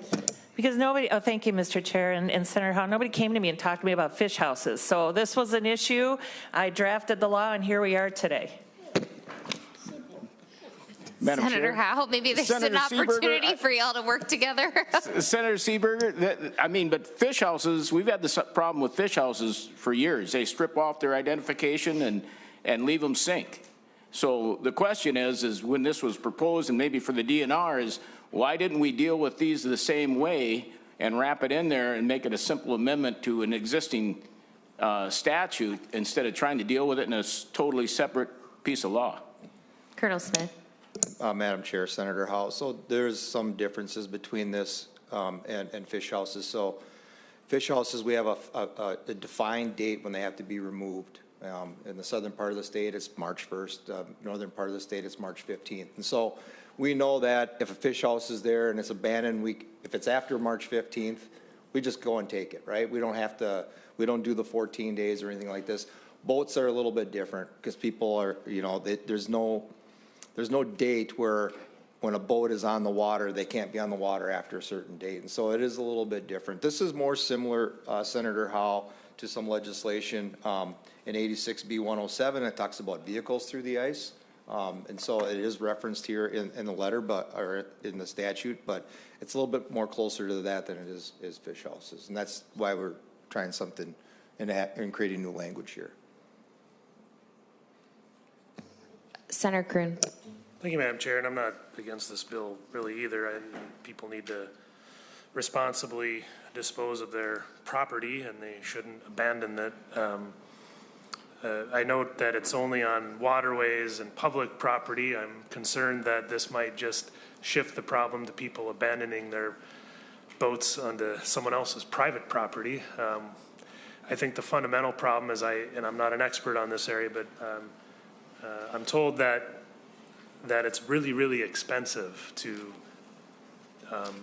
throw away your old boat, especially fiberglass boats, 5 figures. And so, it's not right. People should not be abandoning them on waterways. Don't get me wrong, but I can see that some people, hey, it'll cost me $20,000 to throw away my boat, or I just abandon it. I can see why people are doing it. Doesn't excuse it, doesn't make it right. But to me, the fundamental problem is it's incredibly, oppressively expensive to throw away old boats. And maybe we need to figure out a way to make that cost go down. I don't have the slightest idea on how to do that, but that's just my observation. Having said that, there's nothing in this bill I would oppose, and people should act responsibly, but I just throw that out there for discussion. Senator Limmer. Thank you, Madam Chair. Senator Seeberger, I generally like the bill. The question I did have is perhaps to the DNR officer. Do we have any other provisions in law where we suspend DNR licenses in the event of some other infraction? Colonel Smith. Madam Chair, Senator Limmer, there's a number of different provisions in game and fish law, Chapter 97A, B, and C, where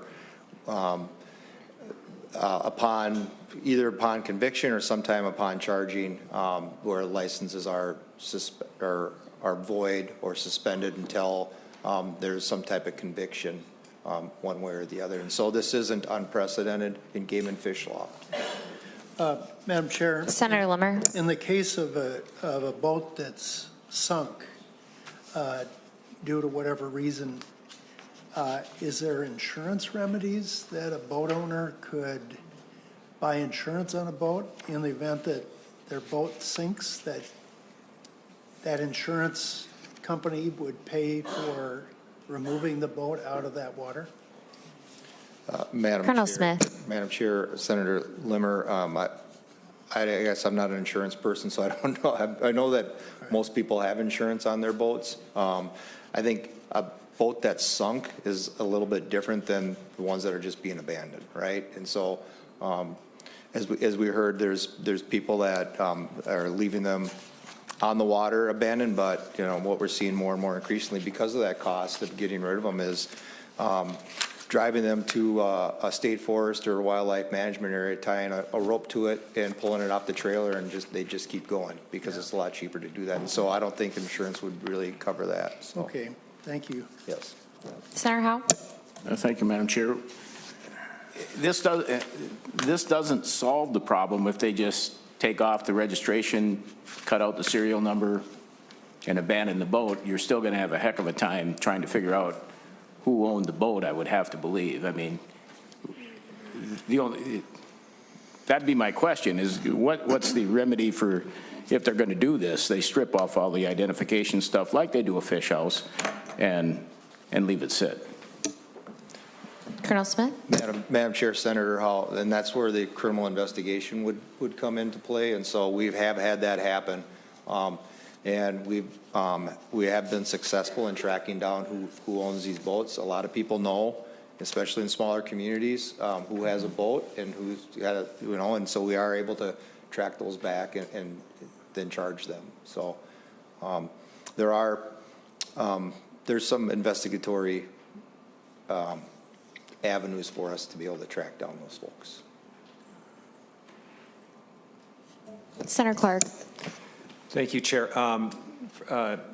Mostly I want to be on record of saying Beer Can Island, because but I think that's the point of this bill, is that most of the incidences that this occurs is not when I'm up walking through the woods near Bena hunting deer and there happens to be a abandoned boat there. Yes, there is an abandoned boat, many up near Bena when I'm hunting, that I notice, but it's more these very visible ones that we can really start to eliminate, those ones in 20 years that I'm noticing in Bena. Is that sort of the intention of this? It gets especially the egregious ones out on Beer Can Island.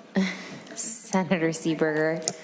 Madam Chair, Senator Clark, it's both, really. It's been a problem. It's been something. I think the more visible ones are the ones that are now kind of bringing this issue to the forefront, but it has been a problem for quite some time, and it's been a source of frustration for the sheriffs and the DNR and counties and other folks that are seeing this happen all over the state. Senator Carlson. Thank you, Madam Chair. And this is a question for the DNR. This is a very visible pollution, a visible boat.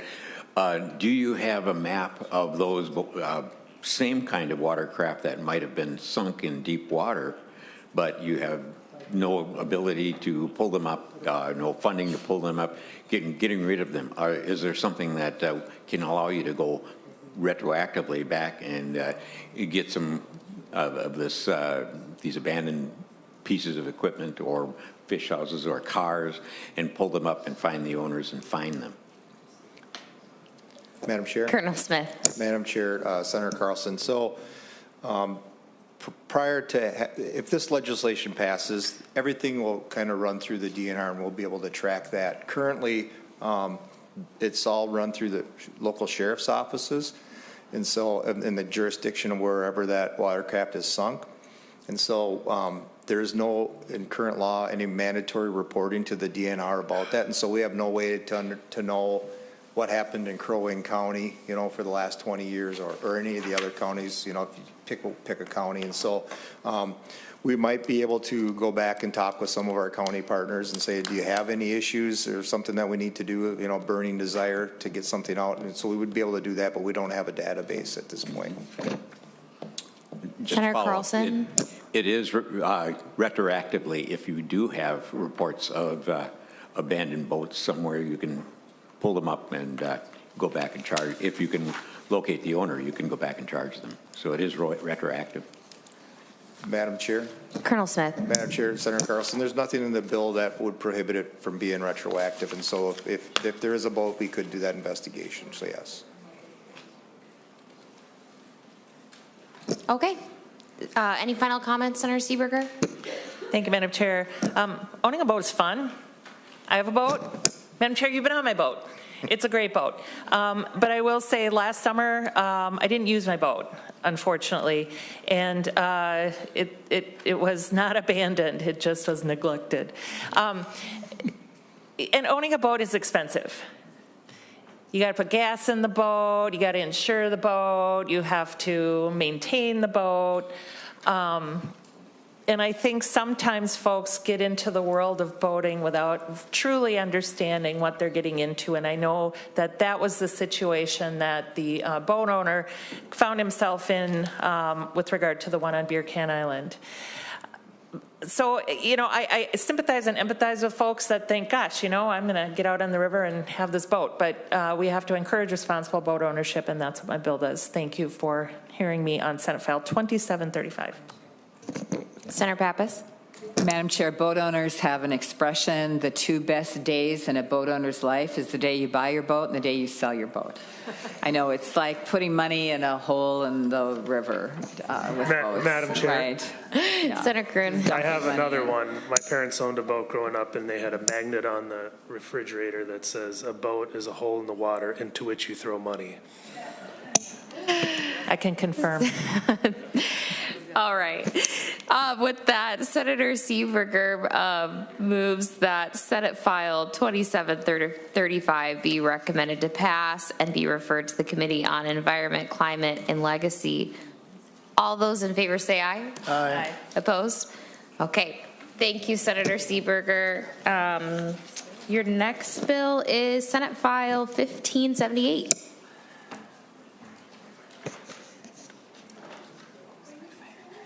Do you know anything about this new one? Oh, yeah. Do you know anything about this one? Thank you. All right, thank you, Madam Chair. Before the committee, Senate File 1578.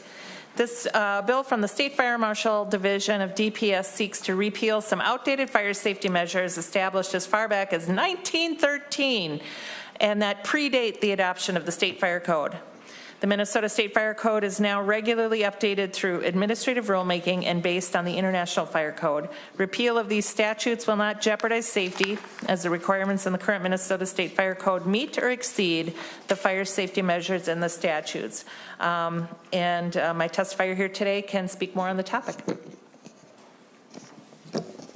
Thank you. You can begin by introducing yourself for the committee. Excellent. Good morning, Madam Chair. Thank you, and thank you, Senator Seeberger. I'm Dan Cryer. I'm the State Fire Marshal, and it's been a pleasure to serve in this role for the past year and a half. So this bill is pretty straightforward. There are some outdated fire safety measures on statute, and we want to make sure we're giving the most up-to-date guidance when people are designing buildings, things like fire sprinklers, storage configuration, flame resistance ratings. All of those items are covered in the current state fire code, and they incorporate modern technology, modern practices, whereas these outdated statutes date back to over 100 years ago, or some are 50 years ago. So we are supportive of this and appreciate the discussion on the topic. Thank you. Any questions, members? Senator Howe. No question, just a comment. I would love to see the day then that we actually put this stuff back in statute instead of doing it by rule, or have the rule come back to the committee with jurisdiction and give it the thumbs up. But other than that, that's the only reason I hate to see this go away, is I'd like to see us come back and put the fire code right back in statute. But I understand that's not the current process, and you're right. This is all the language needs to go. Thank you. Do you want legislators to do it? All right. Seeing no other questions or comments, this bill is being laid over. So thank you, Senator Seeberger. Senate File 1578 is laid over for possible inclusion. We're going to move to Senate File 2689. Senator Johnson Stewart.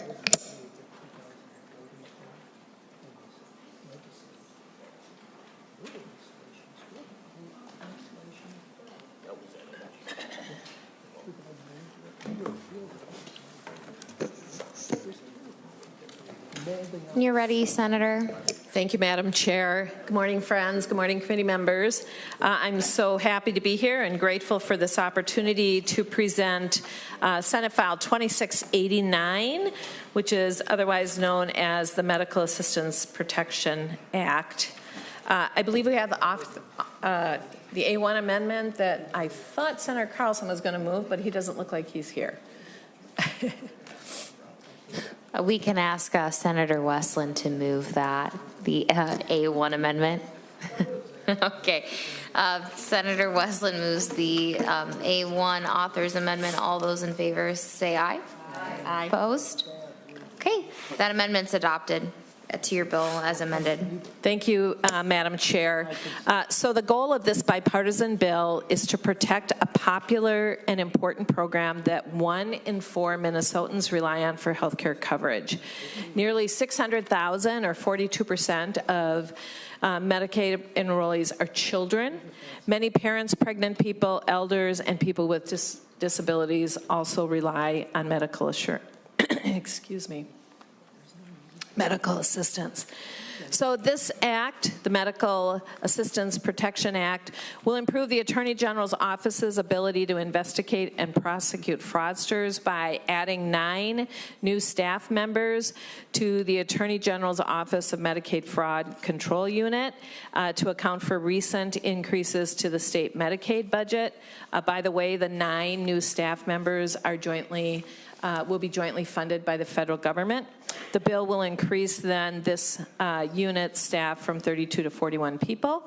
It'll increase criminal penalties for people who commit Medicaid assistance fraud and give the Attorney General's office the authority to subpoena financial records during criminal medical assistance fraud investigations. With me here, I have 1 or more testifiers today. So with that, I'll hand it over to representative from the State Attorney General's office, and we'll keep an eye out for 1 more. So this is Mr. Nicholas Wonka, Unit Director of Mafuku or something. I don't know how you say it. Anyway. Mr. Wonka, if you can tell us your job as you begin. Yes. Good morning. I'm Nick Wonka. I'm the director of Minnesota's Medicaid Fraud Control Unit, which is housed in the Minnesota Attorney General's office. And I'm here today to testify in support of Senate File 2689, otherwise known as the MAP Act, which will help ensure that we in Minnesota continue to be able to investigate and prosecute fraudsters who steal taxpayer dollars that should be dedicated to providing critical health care services to Minnesota's most vulnerable people. And what we're asking you for today is the tools and resources to continue keeping up the good work of the Medicaid Fraud Unit. Today, I'm going to limit my testimony to 4 areas where we are asking you for those tools and resources: the authority provision in Section 1, Subdivision 1, the legal representation in Section 2, the venue section in Section 3, and the penalty provisions. The authority provision here covers enhanced subpoena power for the Attorney General's Office's Medicaid Fraud Control Unit. We are asking here for similar subpoena power that county attorneys have when they conduct criminal investigations. This revision would allow us to subpoena financial records in provider fraud investigations conducted under Minnesota Statute 256B12. County attorneys already have this authority when they conduct welfare fraud investigations, also known as Medicaid recipient fraud investigations. In granting us this authority, when the Medicaid Fraud Unit conducts provider fraud investigations, is consistent with the judgment that investigating authorities should have the power to subpoena financial records when they are investigating people for defrauding public programs. Next, I'll address the legal representation in Minnesota Statute 256B12. This is largely unchanged. It does not grant the Attorney General's office any more authority to prosecute crimes than it already has, and it does not remove any authority from our county attorneys. Right now, the statute permits the Attorney General to prosecute violations of Minnesota Statute 609-466, the current medical assistance fraud statute. The modification here would permit prosecution of Minnesota Statute 609-467, which would be the recodified medical assistance fraud statute. Next, the venue provision in Section 3, Subdivision 4. This provision is lifted from venue provisions elsewhere in law, most notably in our theft statutes, our identity theft statutes, and financial exploitation statutes. And finally, the penalty provisions. These provisions already exist elsewhere in Minnesota law for similar crimes. The penalties in the MAP Act are derived from Minnesota Statute 60952, subdivision 3.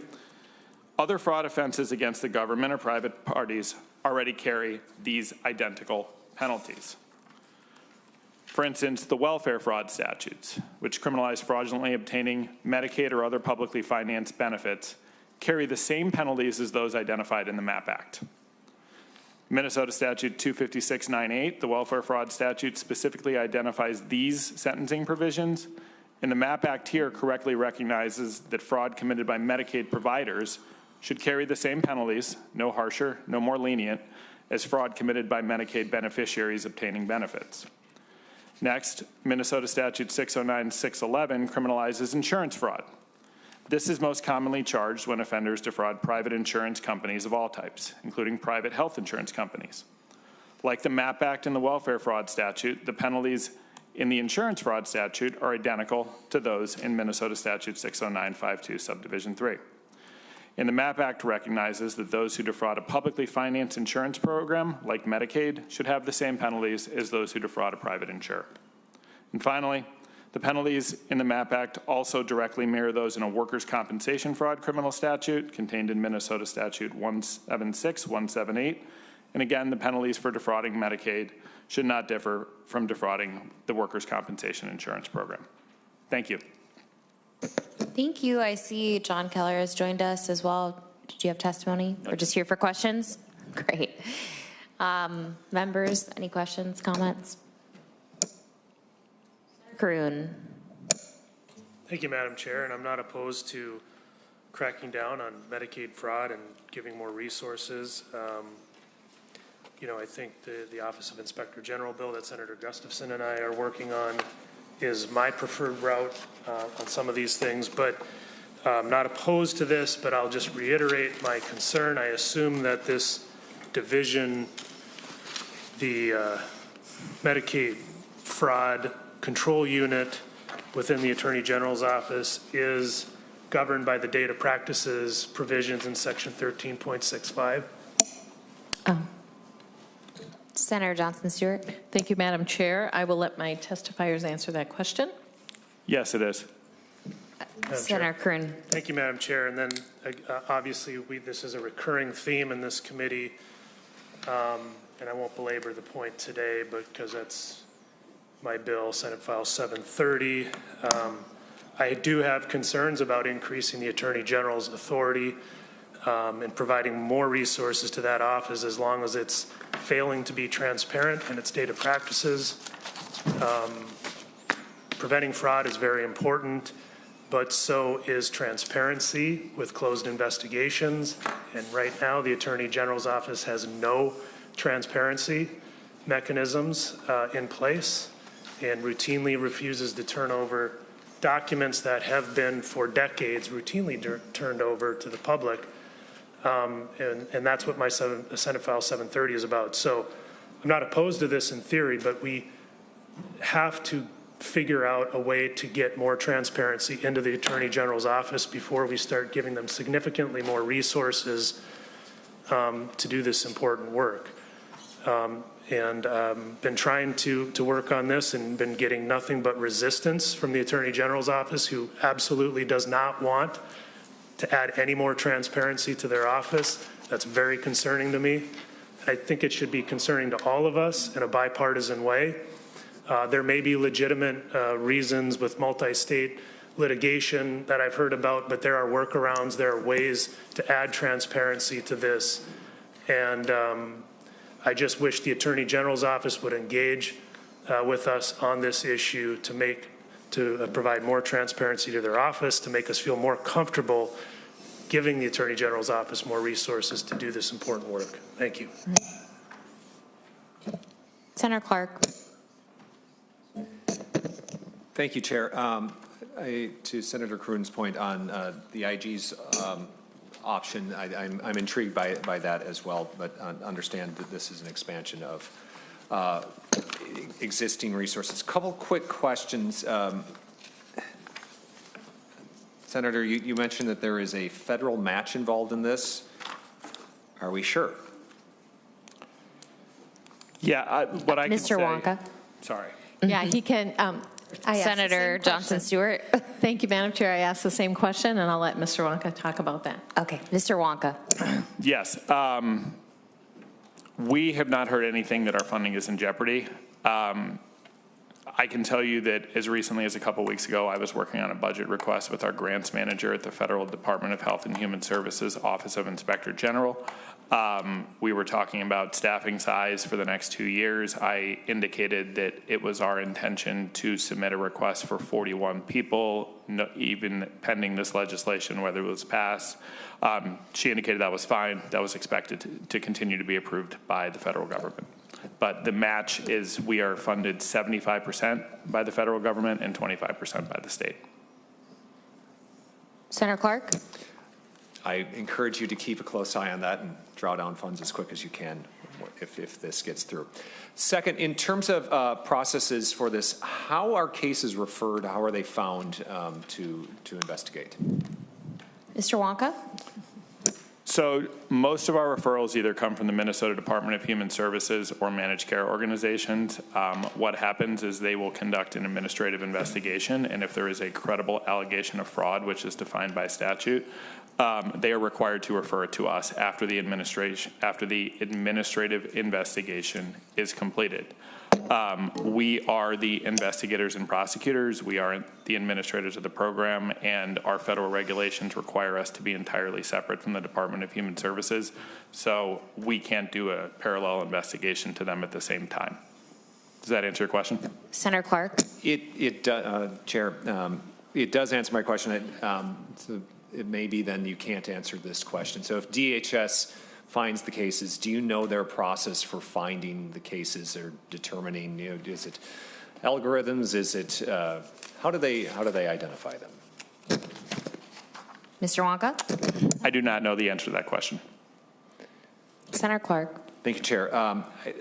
It might be a question for us to contemplate then of how are we ensuring that they are digging in the right spots, so that they're not going down the wrong rabbit holes, and making sure that they're looking for the likely places, or ensuring that they are looking through and looking broadly versus where we just assume.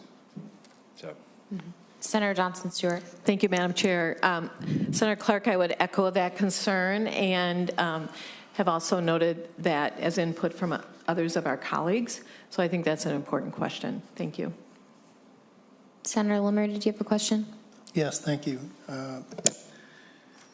Had a quick question. Do you need this legislation in order to investigate Medicaid fraud? Doesn't the AG office have that authority anyway? Senator Johnson Stewart. Thank you, Senator Limmer, and I'll venture an answer, although he's probably better to give it. I believe that this legislation expands their capabilities. Mr. Wonka? Mr. Wonka. So Minnesota Statute 256B12 does not change the authority. That guarantees us the jurisdiction now. The rewriting of the medical assistance fraud statute is quite frankly long overdue. That's a statute that was enacted over 40 years ago, and with some of the changes in the Medicaid program and how it is administered, it no longer applies to, quite frankly, a lot of the conduct. It also carries significantly lower penalties for medical assistance fraud than currently exist in Minnesota law. At present, we are using other theft statutes that are a bit of a square peg round hole for what the work we do. This statute has been drafted by the prosecutors who go to court every day and who face the challenges from defense attorneys about the application of those other statutes in order to give us a statute that is much more specific to Medicaid provider fraud and will capture the type of conduct that providers looking to defraud the program engage in. So, Madam Senator Chair, Limmer. we're talking about the quality of the investigations in light of new circumstances, but how does that justify the dollars that are requested in this regard? Mr. Wonka, and if I can just add to that, you talked about the 75-25%, but what is the actual dollar amount for the federal government versus the state? Mr. Wonka. The state request here is, I believe, $390,000. Per year. Per year. The federal government would be the rest. The reason that we are asking for 9 people That is on a recommendation from the Department of Health and Human Services Office of Inspector General. They determine our unit size and all Medicaid fraud control unit sizes based on the size of their state Medicaid budget for services delivered. Our state Medicaid budget has grown quite a bit in the last 6 years since we went up to 32 people. The 41 people here are the recommended number by the Department of Health and Human Services Office of Inspector General based on their algorithm. We're not asking for more, we're not asking for less, but as our state Medicaid budget has grown, our Medicaid fraud control unit has not. And so that's why we're asking for 9 additional people. Thanks. Madam Chair. Senator Johnson Stewart. I did the math, and we are asking for $391,000 a year, of which the federal government will match 1.170 million. So I said 390,000, right? Yeah, so the total cost is 1.56 million, of which we are requesting 390.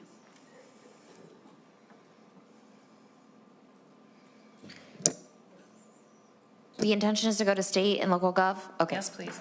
Then, I don't see any other questions or comments. So Senator Westland moves that Senate File 2689 as amended be recommended to pass and be referred to the Committee on State and Local Government. All those in favor say aye. Aye.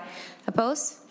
Okay. Motion prevails. That is on its way to state and local gov. Thank you, Senator. Thank you, Madam Chair, and members, I encourage you to continue to ask me questions about this bill. Thank you.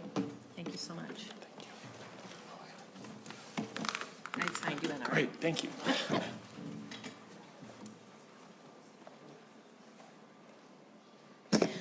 Okay, we're going to take just a brief recess and then decide what bills we'll pick up. Folks can take a bathroom break, grab some water. Should be just a few minutes.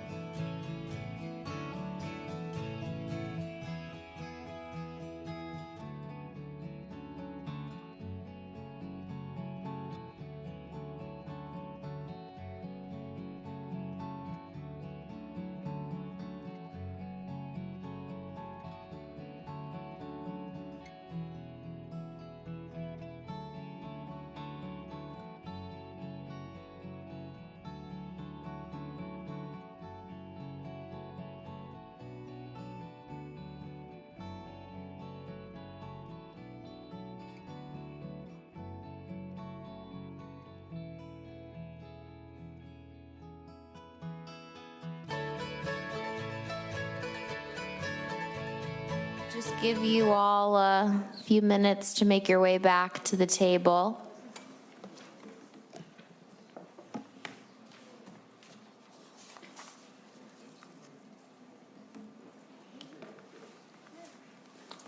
All right, Senator Clark, you're presenting Senate File 2966? Yes. Okay, when you're ready. Thank you, Chair.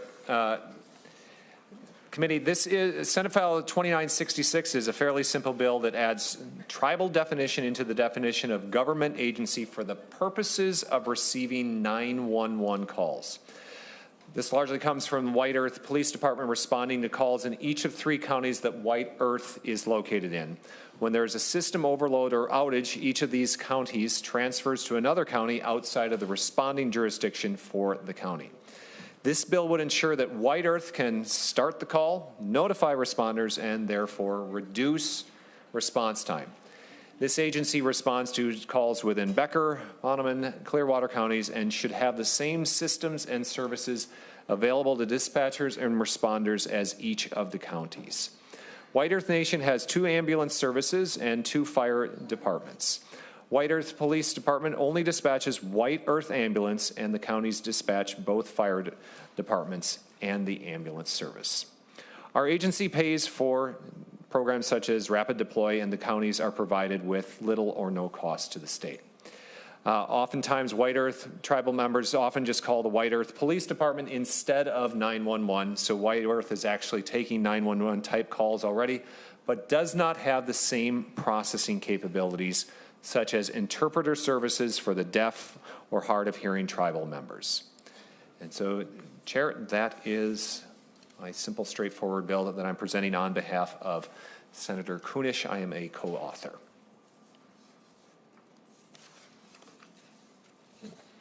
Thank you, Senator Clark. Do we have anyone else who wanted to testify on this bill? I think Mr. Turner believed that there might be someone to speak to questions, if we have any questions. Are there any questions? Senator Limmer? Thank you, Madam Chair. I kind of think that this is a reaction or a consequence a few years ago of the administration recognizing every Indian tribal community of having their own independent public safety department.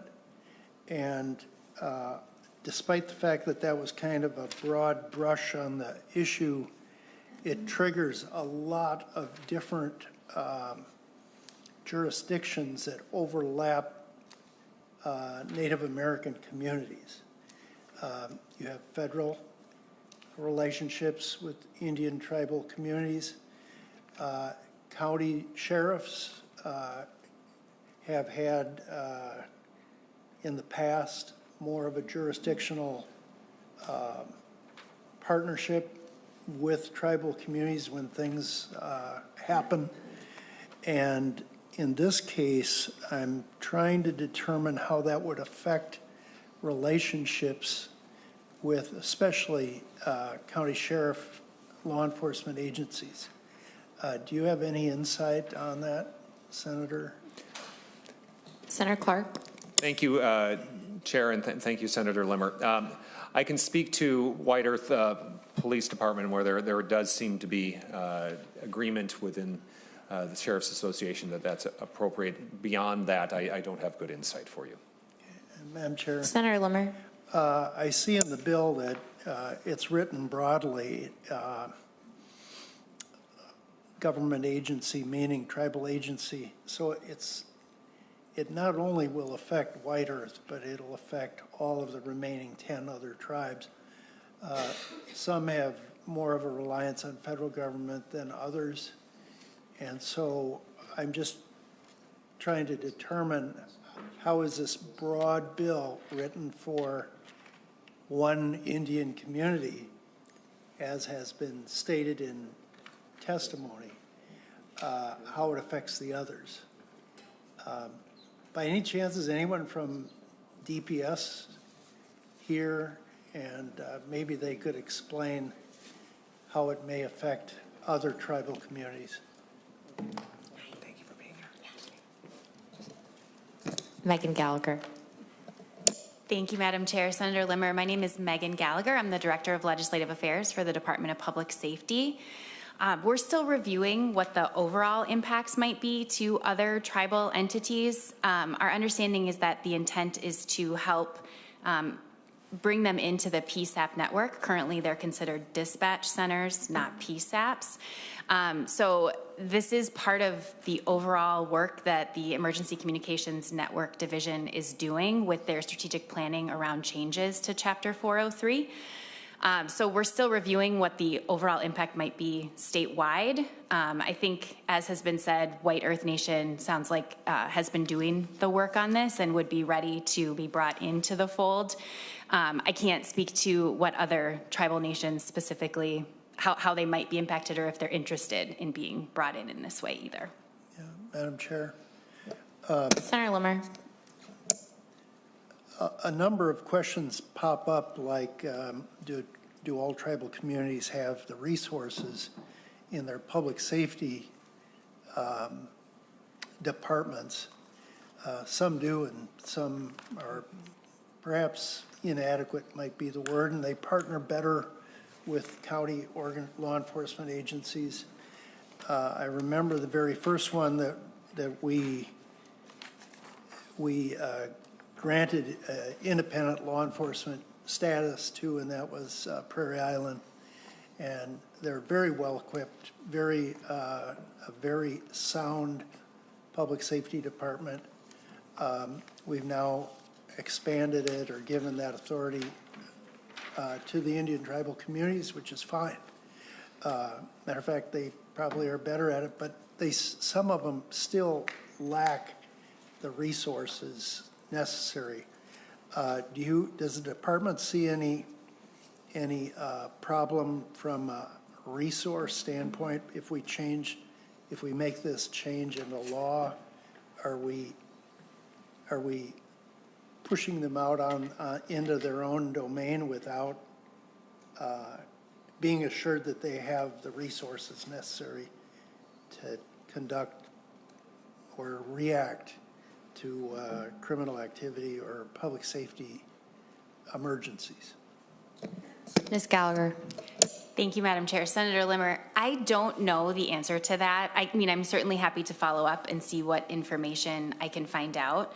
I don't know what resources other tribes might have. I do know that in order to become what's considered a PSAP, there is a fair amount of equipment and infrastructure that needs to be put in place that may be lacking in some of those dispatch centers currently, which is why they're not considered full PSAPs at this time.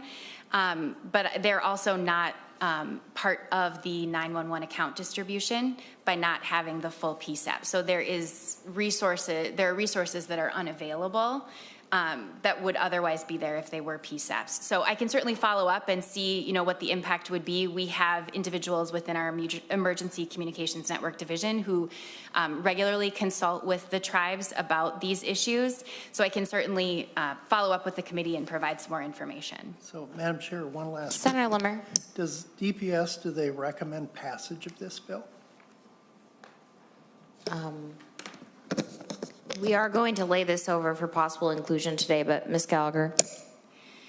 So the Department of Public Safety doesn't have a position on this bill. We're neutral on it at this time. I would say we're certainly looking into what the potential impacts would be and working with the author and the stakeholders to make sure that we can help them have the language they need to effectuate the outcome they're looking for.